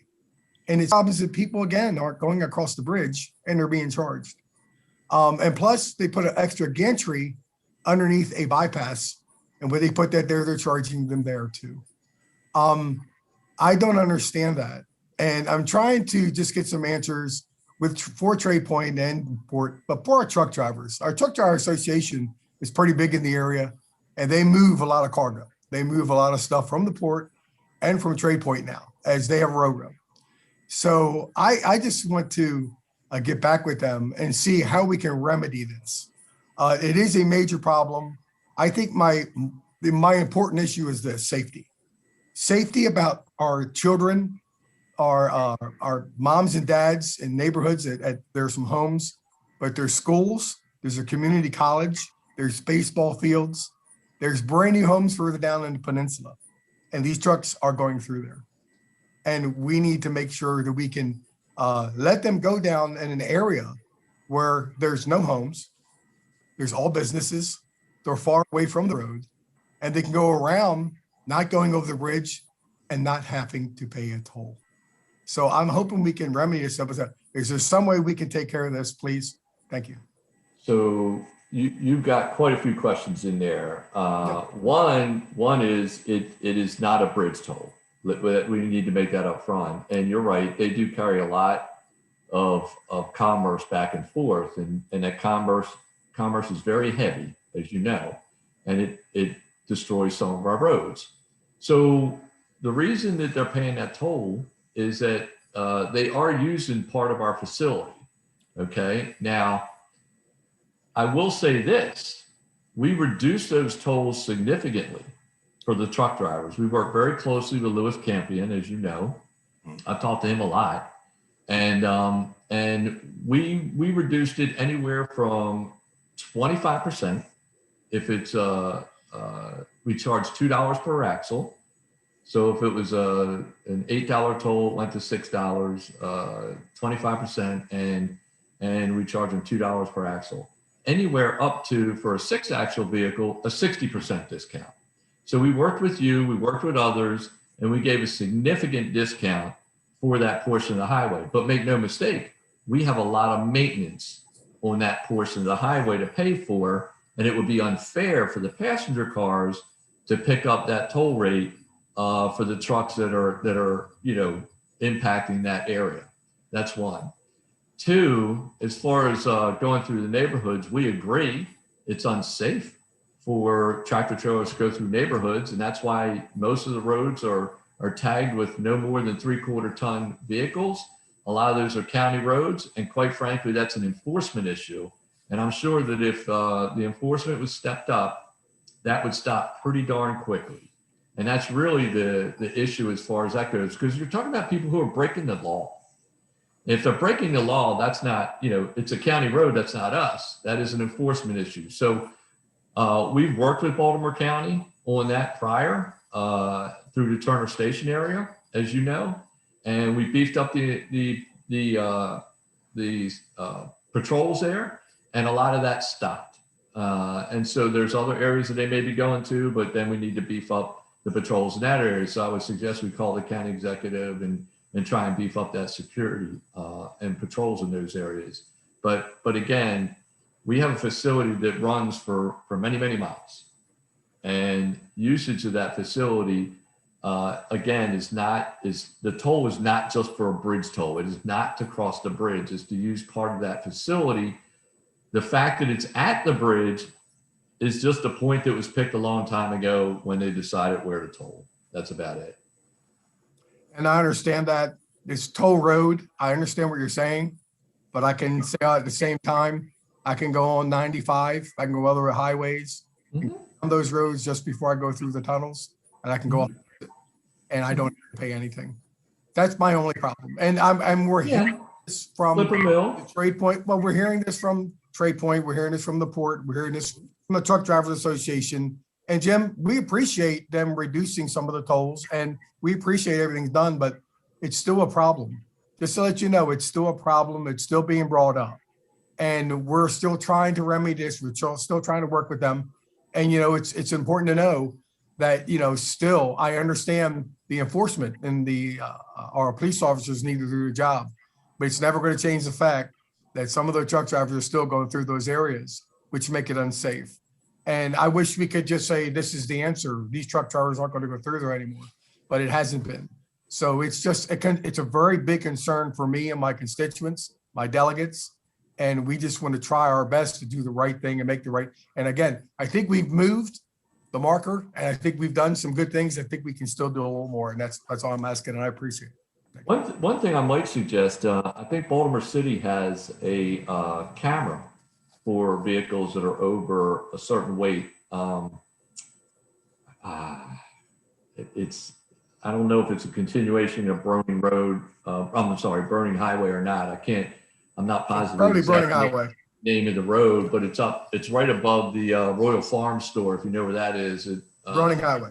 Yep. Yeah, they have a camera that actually takes pictures if it's a truck on that road. That may be another option to utilize. That may take legislation. I'm not sure because of the camera issue, but we could, you or I or all of us could certainly look into that.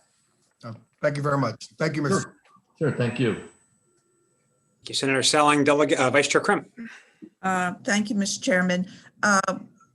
Administrator Ports, I don't have enough time today to go into the things that I'd like to talk to you about because we still have another budget to do and the committees have other work to do today.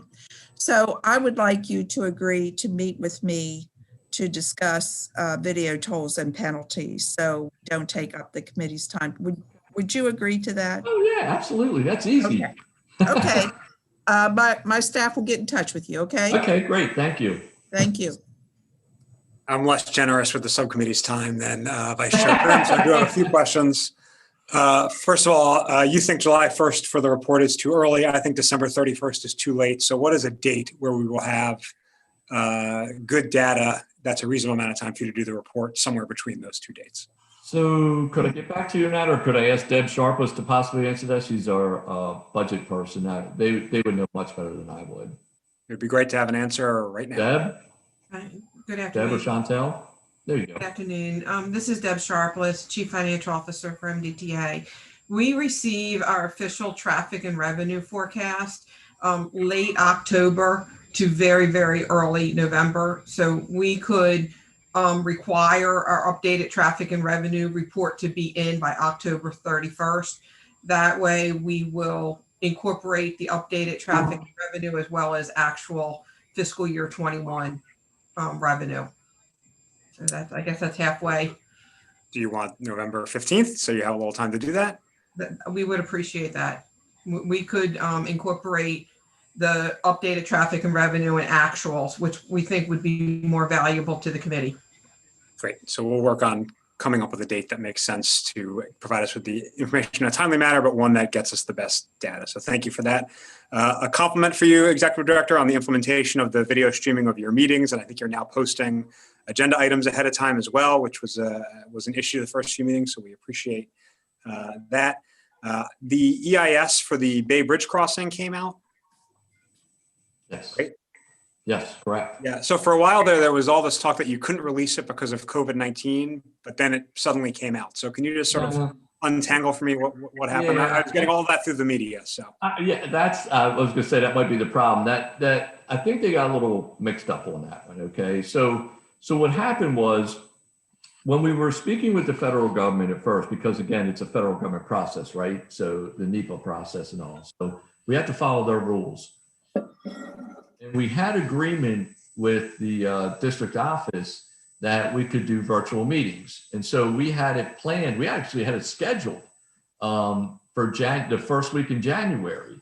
But then as we started getting close to that, the federal government came back to us and said, no, you have to have in-person meetings. So then we had to scramble and try and find in-person meetings. Now, keep in mind that a lot of the libraries were shut down in the counties. Anne Arundel County, for example, which is obviously where we want to have a meeting, they shut down their libraries. And that's, if you will, where we're supposed to put all the information for people to review. So it became a tangled web of trying to work through this COVID issue, meet the federal criteria of having in-person meetings. Now, they did say you could have virtual meetings to complement the in-person meetings, but you couldn't have them substitute the in-person meetings. So once that occurred, and once they gave us that information, of course, the information we had to provide to the public has to be signed off by myself, Secretary Slater, and the federal government. All those dates had to change. All that information had to change for that, and we had to get new signatures on everything. And so then we finally rolled out the dates that we anticipate. So we were ready to go. It got pulled back at the last minute. It's their process. I don't know what else to say about it. Yeah, I mean, it's just a little odd because obviously MDOT, and I know you're sort of MDOT adjacent, has released other pretty significant environmental documentation during the pandemic. So I never quite understood what the issue was with this one. Well, SHA, I think you're talking about the P3. So the P3 being run through SHA, when the library shut down, they actually contracted trailers to do that. We have a $5 million budget. We don't have a budget that's paid for by the private sector, okay? So we have a $5 million budget. We could not do that and stay within budget. So we had to look at different resources to do that. So, I mean, it is what it is. We try to use the libraries to get the information out. They were closed. They were not available. We didn't have the funds to pay for trailers like the P3. So the comparison between them and us is just apples and oranges, quite frankly. Yeah, maybe we should do some accounting on that magic P3 money you were just describing in those trailers. But since you brought up P3, oh, you'll hear more about that. Question for Secretary Slater, but Mr. Secretary, at a previous hearing, you said to me, and I see it in some of the documentation around the toll rates, that toll rate hearings would be in the local jurisdictions with the affected tolls, which in phase one would all be, or phase one south would all be Montgomery County, obviously. Can you just explain to me, how does that work in the context of the soft cap and the hard cap and the range? What would those hearings actually be for? When would they take place?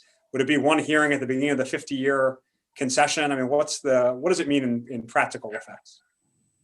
I think, what I might need a little bit of help from Deb on some of the specifics in terms of the hearings themselves, but essentially you go out there, there would be multiple hearings. When there was a process done, the last toll hearings we did were when we reduced tolls a few years ago, but they weren't really well attended. But when those tolls went up previous to that, I think they were really well attended and they were all across the state. So there'd be multiple hearings, multiple opportunities to be able to comment and provide feedback on that. It would be really a process to help our citizens understand what those rates are, how that would function in terms of a soft cap and a hard cap. The caps were something that we felt were really, really important. Some of the other states that have done these types of facilities don't necessarily have a cap, and we didn't want to do that. So we felt like it was pretty important to do that, but it's also, important for folks to understand how that cap works, what our models tell us in terms of when it would be reached and how it would be reached and for how long it could be reached. Those models are financial in nature and they're pretty detailed. So, we'll be out there to share that information. I think the information that we shared with the MDTA board really to get them to understand how this type of a facility would work. was really much long before the official toll hearing process would start, but it's actually a preliminary look, and that's not something that we've ever done before. You know, normally you release the information at the start of this, but it would be multiple hearings and multiple opportunities, both with the MDTA board and out in the hearings themselves. But maybe, Deb, is there anything else that I'm missing here? No, at a high level, you described the process. In state statute requires the establishment of a minimum and maximum toll rate range for all variably priced facilities. The ICC has a toll rate range as well as the Baltimore Express toll lanes. And so the toll hearing process would establish that range. I think, you know, in hindsight, that's really good because there's a lot of other toll agencies, they don't have a maximum, which really means it's unlimited. But what's most important, I think, is what Secretary Slater had indicated, that we're anticipating having a soft rate cap, which is a protection for customers to keep toll rates down. And it's only when certain operational metrics are met can that soft rate cap be exceeded. And the only other toll agencies in the nation that I'm aware of that has that is in Texas. So that's something else that will be talked about during these toll hearings, and is a great protection for the customers that use this roadway. Thank you. This is like a 40 to 50 year concession. So I guess what I'm asking is, in 15 years, they're going to have to come in and adjust their rates, or is it all going to be sort of done at the outset here? Are there going to be more future hearings, or is it going to be all? So it's done in the onset, but as part of the hearing process, there's an escalation, like an inflation factor that's factored in that we'll work with as part of our materials and presented to the public about what that looks like. You know, a toll rate in 2020 versus 2026 and 2030, those types of things. Right. Very so similar to having what an escalation. I'm sorry, Director. I was going to say, I'm sorry. Very similar to what the legislature did with the gas tax.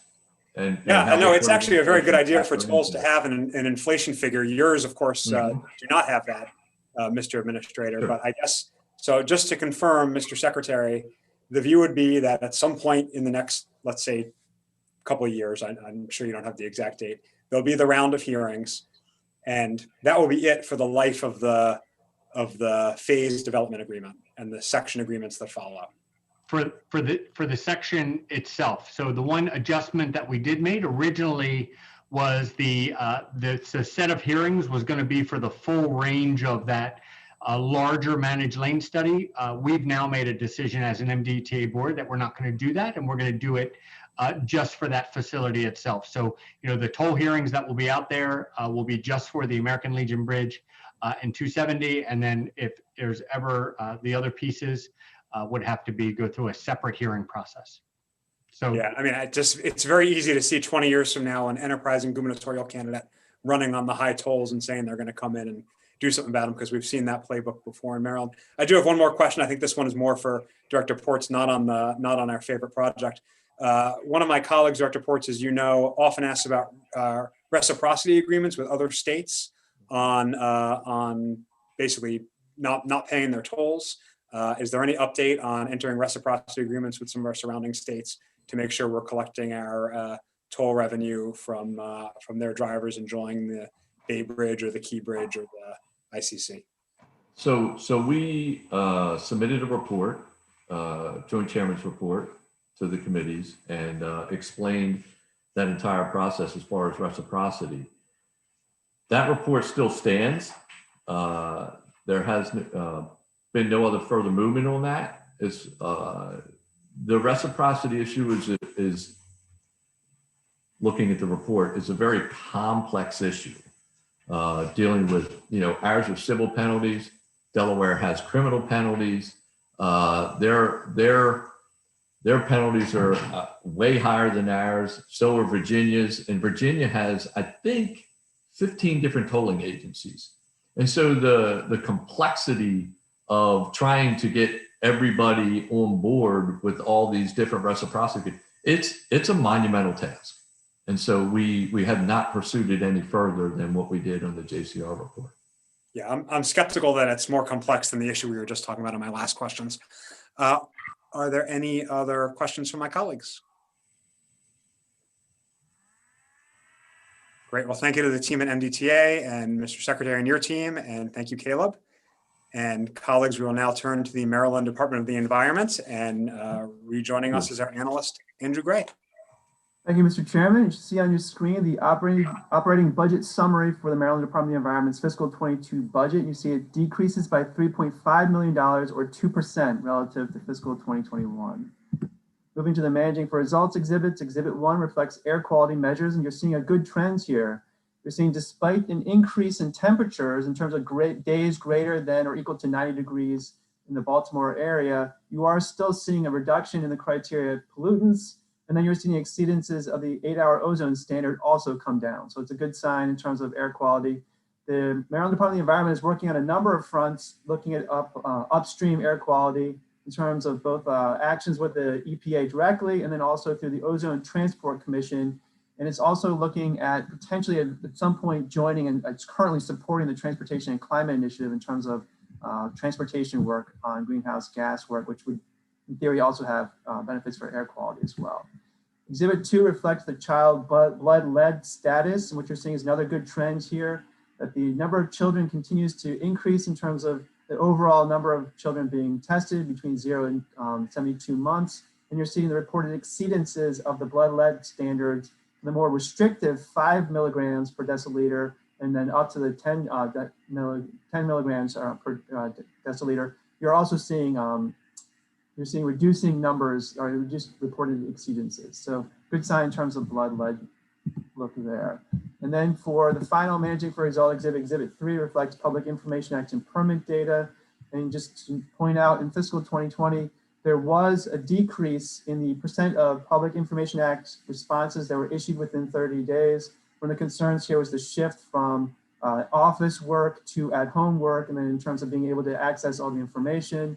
That appears, from my understanding, that's kind of been smoothed out, but then there was that decrease in fiscal 20. So they have been able to maintain their permits processing standard time frame. For fiscal 2020, just like to point out something here. It's going to tee up the recommendation a little later on. There's every year, the Department of the Environment provides the actual fiscal year budget data for the prior year. So that's fiscal 20 data be coming up. And that data typically for the Maryland Department of the Environment is basically it does not break down the sub-object data the way it needs to in order to be able to provide historical comparisons. Therefore, DLS recommends that committee narrative be adopted, basically requesting that MD reflect that data in such a way that would allow for historical comparisons. In terms of cost containment for fiscal 21, July 21, 2020 actions had around total reductions for Maryland Department of the Environment is around $4.1 million. A lot of this is personnel related. And one of the components there was the idea of using special funds to then be able to backfill for general funds in fiscal 2021. Now, the agency hasn't submitted a budget amendment yet for that purpose. And therefore, you're seeing among a number of other changes, a large increase in their budget between fiscal 21 and 22 because of that, and because of also the return of funding due to a lot of the reductions that were one time due to the cost containment actions. Exhibit 4 reflects the overview of agency spending. Coordinating offices reflects 36% of the overall agency spending. That's primarily due to funding for debt service for the revenue bonds for the Bay Restoration Fund, upgraded wastewater treatment plants, and also the funding that goes for operation and maintenance grants to wastewater treatment plants that have already been upgraded. For the Water and Science Administration, it's 25% of the overall funding. A lot of that's for positions and some grant funding, and for Land and Materials Administration, that's primarily also for personnel and then some contract work as well. In terms of the overall proposed budget, you see for the personnel expenses, a $4.2 million increase labeled there as cost containment modifications. Once again, that reflects the fact that the money was reduced in fiscal 21, and we haven't seen any special fund budget amendments or anything like that backfilling, and therefore you're seeing a big increase in then fiscal 22. There are also 3 positions reduced in the budget, $196,000 decrease reflected there. In terms of environmental policy, there's a $3 million increase for the operation and maintenance grants for wastewater treatment plants, increases from $8 million to $11 million, with the understanding that more plants are online and then being at the enhanced nutrient removal standards, so they can use that funding. And then in terms of reductions, at the very bottom here, you're seeing a $1 million reduction for the Sewer Sentinel Initiative, the idea of going out and monitoring at 50 congregate settings within the state to determine whether you can find out from the sewage that comes out of those facilities, whether there's COVID-19 there. And the idea is that you can potentially use this to find out about an outbreak before it actually shows up, because COVID-19 shows up that way, perhaps before actual symptoms are reflected. And then finally, there's a $10 million decrease for the Clean Water Commerce Act final funding for nutrient and sediment reduction. My understanding, though, is there is legislation in this session that would potentially extend that the work of that, the Clean Water Commerce Act coming out of the Bay Restoration Fund. In terms of personnel data, is the reduction of 3 positions, as noted previously. First issue concerns the COVID-19 impact on the environmental enforcement. And I'll step briefly here to Exhibit 6, reflecting the overall enforcement and compliance measures for MDE. And you're seeing from fiscal 19 to fiscal 20, there's a reduction in all of the measures noted here. And that reflects, obviously the changes that occurred as a result of the pandemic, although this does not reflect the overall change in terms of the quality of the environmental services that are provided in Maryland. One spike you see here, just to note that that's the amount of penalties that were obtained from the device cheaters or defeat devices lawsuit with Volkswagen AG and its affiliates and other companies. Then moving on to Exhibit 7, this gets to the permit applications received and issued. And what we're reflecting here is the overall 2019 and calendar 2020 data to kind of get at what did it look like. And so the pandemic was worst right in this period, around middle of May to middle of June of 2020. And so that's the period in which you see the red dot down here reflecting that there was fewer permits issued in 2020 than in 2019. That's the greatest disparity between the 2 years. And then in terms of the applications received, there's also a lot fewer applications received at that point as well. But then moving forward, you actually see in September, there was a tremendous increase in the applications received, and yet you're not really seeing a big increase in the permits issued. So the concern is this going to lead to some kind of backlog moving forward? In terms of issue 2, Maryland Used Tire Cleanup and Recycling Funds, there was a language in last year's budget that basically provided for restriction of funding for 2 reports. One report that would provide for the fiscal 2020 information about the Maryland Used Tire Cleanup and Recycling Fund, the annual report, and then also a report on solvency of the fund. Moving to Exhibit 8, this reflects the multi-year history for the recycling fund. And what you're seeing here is the revenues, around $3.7 million average over this time period, are exceeded by the expenditures. So it's $3.7 million or so in revenues, $4.7 million in expenditures. Therefore, you see a declining balance over the time period shown from around $6.3 million in 2015 down to around $949,000 in 2020. That does reflect a slight increase in the balance relative to fiscal 19, but overall, you're seeing that decrease because expenditures are exceeding revenues. Now, in terms of looking forward, in terms of solvency of the fund, Exhibit 9 reflects the revenues in the blue columns here, and that reflects kind of the current pattern. This is where the 80 cents per tire is charged. Then this is compared to an increase to a $1 fee scenario for $1 per tire. And what you're seeing here is that the columns increase, therefore you're seeing an increase in revenues, obviously, which improves the balance and then also improves the amount of expenditures that the fund can sustain. So going forward, a couple of possibilities. Either you see less money being spent on overhead expenditures for the agency's work, or you see an increase in the fee as ways to kind of maintain the solvency of the fund and allow it to continue to do its good work. Third issue concerns the Maryland Clean Air Fund. So in a similar situation, funding was restricted until the submission of prior year reports in this particular case, fiscal 15 through 2019 reports. Those reports were submitted. And then also the current year fiscal 2020 report as well. The concern here is that the Title V revenues, these are the revenues for the major stationary sources of pollution in Maryland, continue to go down. And that's reflected in this exhibit right here. Basically, what you're seeing is the billable emissions declining every year, which is good. This is an improvement in air quality in Maryland. And interestingly, you're not seeing a change in the number of sources in Maryland. Instead, what you're seeing is that some of the large old types of pollution are no longer there. In terms of the Verso plant in Luke, Maryland, that's no longer a viable operation. Therefore, you're not seeing emissions from that plant. And you're also seeing a shift from coal-fired power plants to natural gas-fired power plants. And therefore, the emissions are going down, which is good for the environment, but bad for revenues. Another concern here is that the yellow line reflecting expenditures is above the revenues line for every year except for fiscal 20. So obviously, when you do that, you run down your balance. So Department of Legislative Services has noted that there's a possibility to review the fee schedule in order to address this concern of the major of the fee revenue not kind of keeping up with what's needed for expenditure purposes. It does note that it's been a number of years since that's been addressed. The agency would like to wait a little while before the kind of letting things stabilize with the economy and kind of see where things are before they kind of go into that process. We would just note that Virginia does have much higher permit costs noted here in terms of the Title V permit to begin with, and then renewal and permit modification amounts. DLS recommends that MDE comment on possible modifications to the Title V revenue structure in order to ameliorate the concerns noted here. And then also the schedule for looking at the fee structure. The one recommended action in the analysis relates once again to that personnel expenditures data where the historical information, actual data was not provided in a way that would allow for historical comparisons. Therefore, narrative is there to request that information. Unless there are any questions, that concludes the presentation. Thank you, Andrew. Are there questions for the analyst? Delegate Bitzel, do you have a question? Yeah, I was trying to raise my hand. Andrew, on that tire fund, yeah, there we go.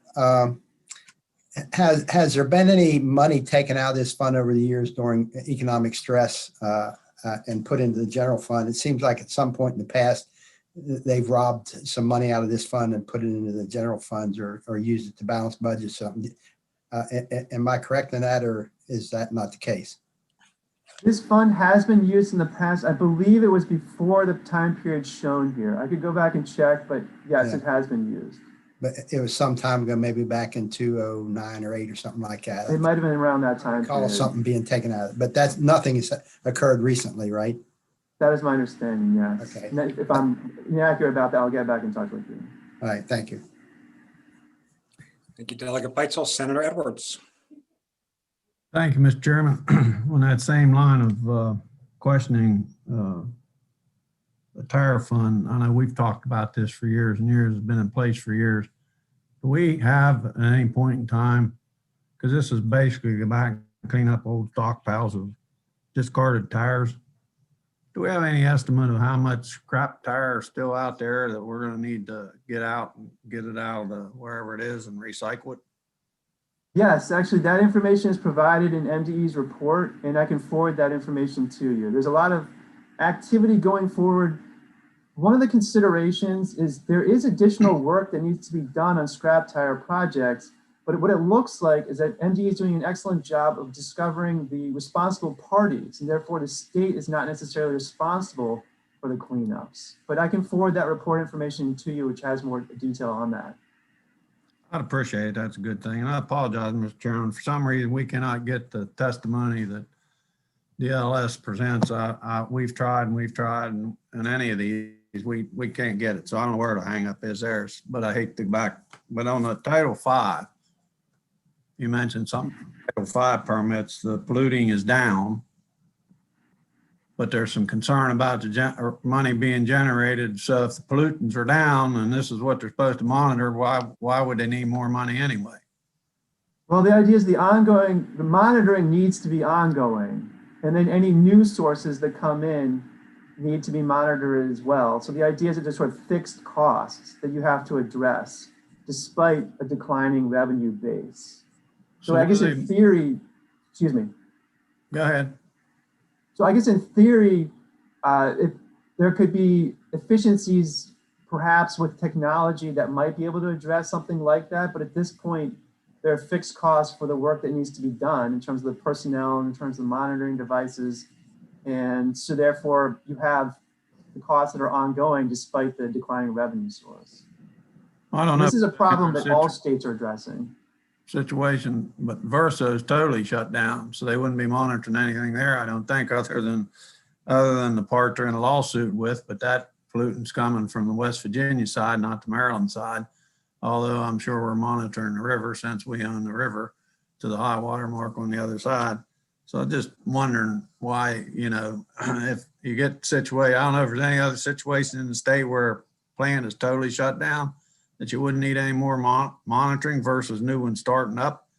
But anyway, it just was wondering. Thank you. Well, it's certainly the emission sources have not declined as reflected in this line. But yeah, for that plant, I don't think, obviously air emissions would be a concern. But then there are other sources that still are ongoing and potentially being added. Thank you, Mr. Chairman. Thank you, Senator Edwards. Since you mentioned the river, I'll just tell you that throughout the bottom muck of the Potomac, there are all sorts of tires that are still down there that volunteer groups go out and retrieve without financial assistance from the state currently. I think I don't see any other questions for the analysts. So with that, let's bring up Secretary Grumbles and the department. Thank you, Andrew. Thank you, Chairman and members of the committee. And thank you in particular for saving the best for last. But seriously, we may not always be the best, but we strive to be, we try to be. And thank you, Andrew, for your comprehensive and thoughtful analysis. I'm Ben Grumble, Secretary of the Environment. I'm virtually joined by Terry Wilson, who runs our budget programs, and also Deputy Secretary Horacio Tablada. I have provided written testimony in response to the analysis. And I also just want to emphasize that it is encouraging when you hear a report like Andrew's report that confirms that we are making progress, air, water, land. We are making progress and we're proud of that. We have emerging challenges, emerging contaminants, but we're making real progress, and that's partly in large response to your all's support for the Maryland Department of the Environment and our partnerships with other agencies, state, local, and the private sector. On page 31, I was asked to comment on possible modifications to the Title V, that's Title V of the Federal Clean Air Act, revenue structure, and to provide a timeline for implementing a new revenue structure. The DLS analyst provided a thorough summary of the Clean Air Fund report that we provide. I just want to emphasize that emissions-based components of our fee structure is a creature of law and is in the statute. So any new fee structure would require legislative approval. The fee for the Title V permits applies to 120 or so Title V operating permit sources, plus another 350 sources that hold state-only operating permits. And emissions-based fees have been the primary component of our revenues. Members of the committees, we plan to research the fee structure challenge. We have been comparing notes. We are looking at neighboring states. And I can tell you that almost every state in the nation, or many states in the nation, have similar situations where they may be seeing reductions in pollution, which is good, but also potential reductions in revenues, which is an opportunity to ensure we have sustained environmental programs through innovative approaches and partnerships. So we are looking at what other states are doing, and there's a potential that we could suggest a restructured fee schedule beginning in 2023, but it is an important item to keep an eye on. I also, while I have the virtual microphone, also turn to one other item, and that is on page 33, DLS recommends adopting a narrative related to the presentation of actual expenditure data in the budget file. We will request assistance from similar agencies with complex funding structures regarding their cost allocations and reporting methodologies. And we will work to meet this request from the DLS analysts. So thank you on that front. We currently provide fringe benefit information to DLS in a standalone Excel file, which can be used for comparison purposes.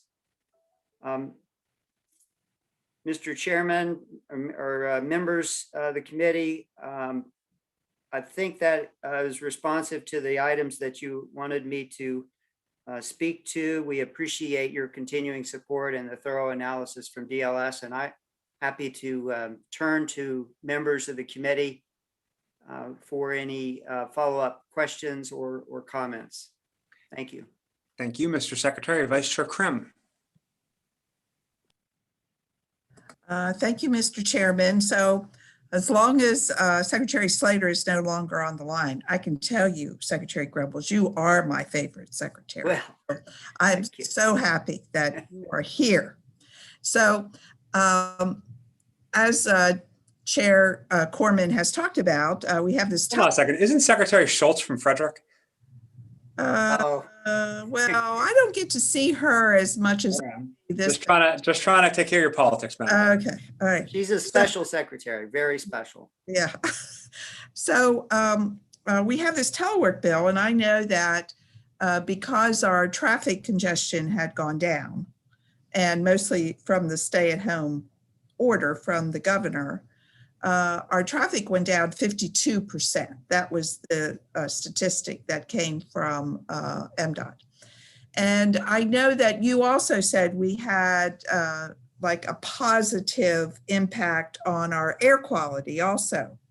And I saw somewhere it was a 17% reduction in our gases or nitrogen, whatever it was that made that air quality better because of people not going back and forth to work. So where are we now on that? I know that, you know, some people have gone back to work. We don't have traffic congestion like we did before the pandemic, but not everybody's back to work. But where are we now in that, in those emissions and air quality? Thank you, Delegate. We're seeing an uptick, an increase in emissions. We are still doing very well on air quality overall. It's always a challenge to meet the increasingly stringent NOx standards, the ozone standards in particular. But we continue to make progress as a state, but we understandably, with the traffic volumes edging back up, are also seeing increases in emissions. However, the most important point to make, the 2 points we have gathered from this incidental research that was done during the lockdown period, it was one that with greater exploration of virtual remote working, there's some real possibilities to reduce the carbon footprint that has a lot of important angles for policy. I know Delegate Corman and I have spoken at length about that. Remote working, virtual workplace, new approaches can reduce the carbon footprint, particularly in the transportation sector. That is reaffirmed. And the other one is that as vehicles get back onto the road, return to normalcy, quote unquote normalcy, that there's a real powerful policy reminder that we need to keep pushing for clean cars, cleaner types of vehicles, whether it's electric vehicle or fuel cell, but moving towards zero emission vehicles, trucks, buses is really smart. And that will be somewhat like the lockdown in terms of having fewer people on the road if the vehicles that are on the road are cleaner. So I'd say it's an important lesson, and it's important not to pit economic activity versus environmental progress. So thank you. Thank you. Thank you, Mr. Thank you, Madam Vice Chair. Delegate Bitzel. Thank you, Mr. Chairman. Good afternoon, Secretary Grumbles. How are you, sir? I have a couple questions. One you probably expect. The paper mill out west that's now shut down, and everybody jumped up and yelled hallelujah when they did. So down in at least the environmental community, there was there's a lawsuit that you've joined in with the environmental community with that mill, and when you joined into that lawsuit, you explained to the delegation of Western Maryland that you were doing this in order to expedite this lawsuit to get it all out and get it out of the road so that it would lift this cloud off of this facility so someone may come in and buy it. It's been going on for a while now. So could you explain where that stands now? Sure. The state of Maryland, Maryland Department of the Environment, and the Office of the Attorney General have been in discussions with Verso. We're making real progress. The environmental community that also brought the lawsuit has also been in discussions. I think overall we're all making progress. We work to impose upon ourselves with the judge's approval a March 15 deadline to try to get a settlement to reach a good result. And I think we're making real progress on that front. So we've been in discussions. I'll just leave it at that there are constructive discussions that include making sure that the river is made whole, the community is made whole, that the state and the litigants are compensated, and that we can move on to another chapter with the beneficial reuse and holding Verso accountable. And we're making real progress on that. So I'd be happy to give you an update either prior to March 15th or after March 15th. And also along those same lines, that one of the issues appear to be that there's substance leaking from the West Virginia side into the river. And I guess part of this whole issue is how's that going to be cleaned up, or what's going to be required going forward. Black liquor isn't being made anymore. So whatever's in the ground there, if it came from that, which is not maybe totally correct, but at some point in time, that because black liquor isn't being made anymore and isn't on site and it isn't being spilled, I guess that issue will subside. What right now is being done as far as testing and that sort of thing to see whether or not there's been improvement or what they're being required to do at that facility to handle that particular issue? Yeah, obviously, stopping the bleeding is the first priority, much more important than other aspects of a settlement and certainly lawyers' fees and litigation costs. So a first priority in the settlement discussions has been ensuring that both the Maryland Department of the Environment and the West Virginia Department of Environmental Protection are in agreement that the releases are stopped. And my understanding is that we have that well under control, and that Verso has made commitments for the cleanup and the monitoring. So I think that's a very important component. But my understanding is that aspect of the mess is well under control. And so now we're focusing in on things like penalties, monitoring, and follow-up monitoring costs. But thank you for asking that. That is always a high priority, is making sure that pollution, toxic pollution under the Clean Water Act or under RCRA is not seeping into the river continually. Well, that mill was there for 130 years, so there was a lot of things went on long before we have current environmental regulations. And we have all kinds of brownfield sites across the state and the country. So I'm sure it'll take a while maybe to work those things out. But right. question I have is you've seen the emission levels drop and the revenue was dropping because the emission levels were dropping, I guess, from coal-fired power plants and from Verso Mill being shut down. They had 3 generators there that had emissions and stuff, but one of them was a coal-fired one. So I've raised this issue before.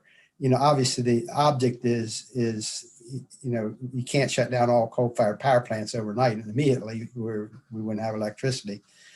But with the RGGI revenue coming in, when people are paying to pollute in order to continue to operate, and then that's offset with renewable energy credits that are being given to companies that are using renewable energy resources to produce energy. When you get to the point that there isn't anyone releasing carbons from these big facilities, then even if you raise the rates, at some point you're not going to have enough money to pay these credits to the renewable energy people. How's this going to work, going forward as far as the renewable resources? Are they going to continue to get credits when there's no one paying to pollute to pay the credits? Well, couple things I would say to you and other members of the committee is you are correct. There is, due to market forces and strong regulations, there is a relentless trend towards cleaner energy. We're looking at the reality right now that with 4 coal-fired power plants throughout the state. I mean, Luke had a coal-fired power plant, but that was an industrial aspect of it. But with those 4, 2 of them will be shutting down in 2020 by 2025, and another one, a big one, by 2027. And then the Warrior Run is under contract up to 2030, and it might shut down then or perhaps before then. There will still be some natural gas generation, electric generation at some of those facilities, kind of as backup, smaller emissions that could be subject to RGGI, to the regional cap. We will continue to see revenues, proceeds to the state grow because of the efforts of the governor and the state to increase the market, the pie. That's part of the RGGI Regional Greenhouse Gas Initiative, to have New Jersey back in and Virginia back in, or in for the first time, and possibly Pennsylvania, possibly a few other states that will provide some proceeds, and perhaps some of that funding that goes into the Strategic Energy Investment Fund. It can be used not just for renewable energy incentives, but for just transition. That's one of the big debates in states around the country, is how do you ensure the loss of revenues or tax base when these major facilities shut down? How do you ensure there's a just transition for good jobs and for the community? And so I don't have an answer to you other than the state is keeping an eye on the need for just and fair transitions and proceeds from RGGI. That's one of the benefits when you put a price on carbon and use auctions, markets. It's not a tax, it's not a fee, it's a environmental compliance component that has generated almost $800 million for the state of Maryland since 2009. So, Mr. Chairman, I don't want to take too much time, but just one real short question. At this point in time, what percentage, it may be a question for the Energy Administration, but I think since you're working on this issue, you probably ought to know, what percentage of our energy, electricity, just take electricity in Maryland now, is coming from renewable resources produced in Maryland? You're right that Maryland Energy Administration, which administers the Strategic Energy Investment Fund, is the best agency to ask that question.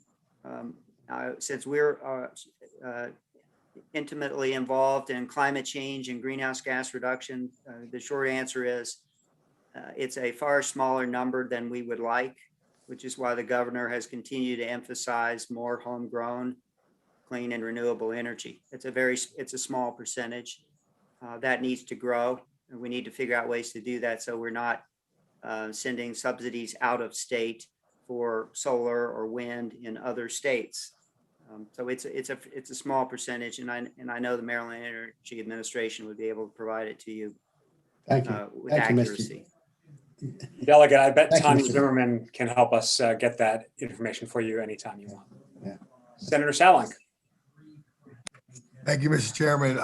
Just make a small statement. Secretary Grumbles, you have been a champion to me because you have responded every time I had to get with you or your department. And I want to thank you anytime if we have any concerns at Trade Point, you get right back to me. So I just want to thank you very much just for your great response time. And that's all I can say. Thank you very much. And thank you, Mr. Chairman. Thank you, Senator.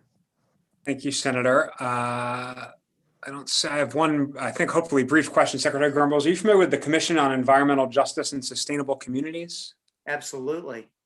So first of all, they're missing one of their reports from 2016 to 2017. I'm guessing that report is never coming since that'd be kind of pretty out of date, but I would appreciate if you can get back and just confirm that we shouldn't expect that to show up on the website. The second thing is statutorily that report's due October 1st every year. My understanding it's been late the past few years. Do you know the expectation for this year? Do you expect it to be in on time? We submitted a robust report. When I say we, I'm one of the members of the commission, and the staff of MDE support the commission. And we submitted the report, I believe, just a few weeks ago, with including recommendations. And Mr. Chairman, I would just emphasize to all members of the committee that over the last years, more than 6 years ago, the commission has not done as much or been as robust as it should have been. And over the last year and a half, we, and I can say I in particular, have focused on increasing the staffing and support and making sure that the commission vacancies are filled, because it is a very important commission on environmental justice and sustainable communities. And I know for a fact that the members of the commission, including new members from the legislature, are putting a lot of effort into tackling the underserved and overburdened communities. So I would love to give you a briefing on the report that just came in, and certainly ask the chair of the commission, Camille Burke, who is the deputy health secretary from Baltimore, to be part of that, since she is the chair of the commission.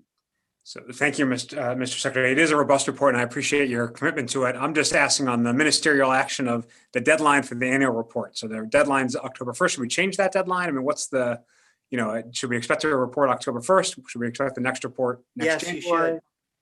It's worse. Great. Would you mind just asking? I think you should expect it, and I will make sure that the members of the commission, my staff, Devin Dotson, who's doing a great job helping to support the commission, and the chair know that we're back on track.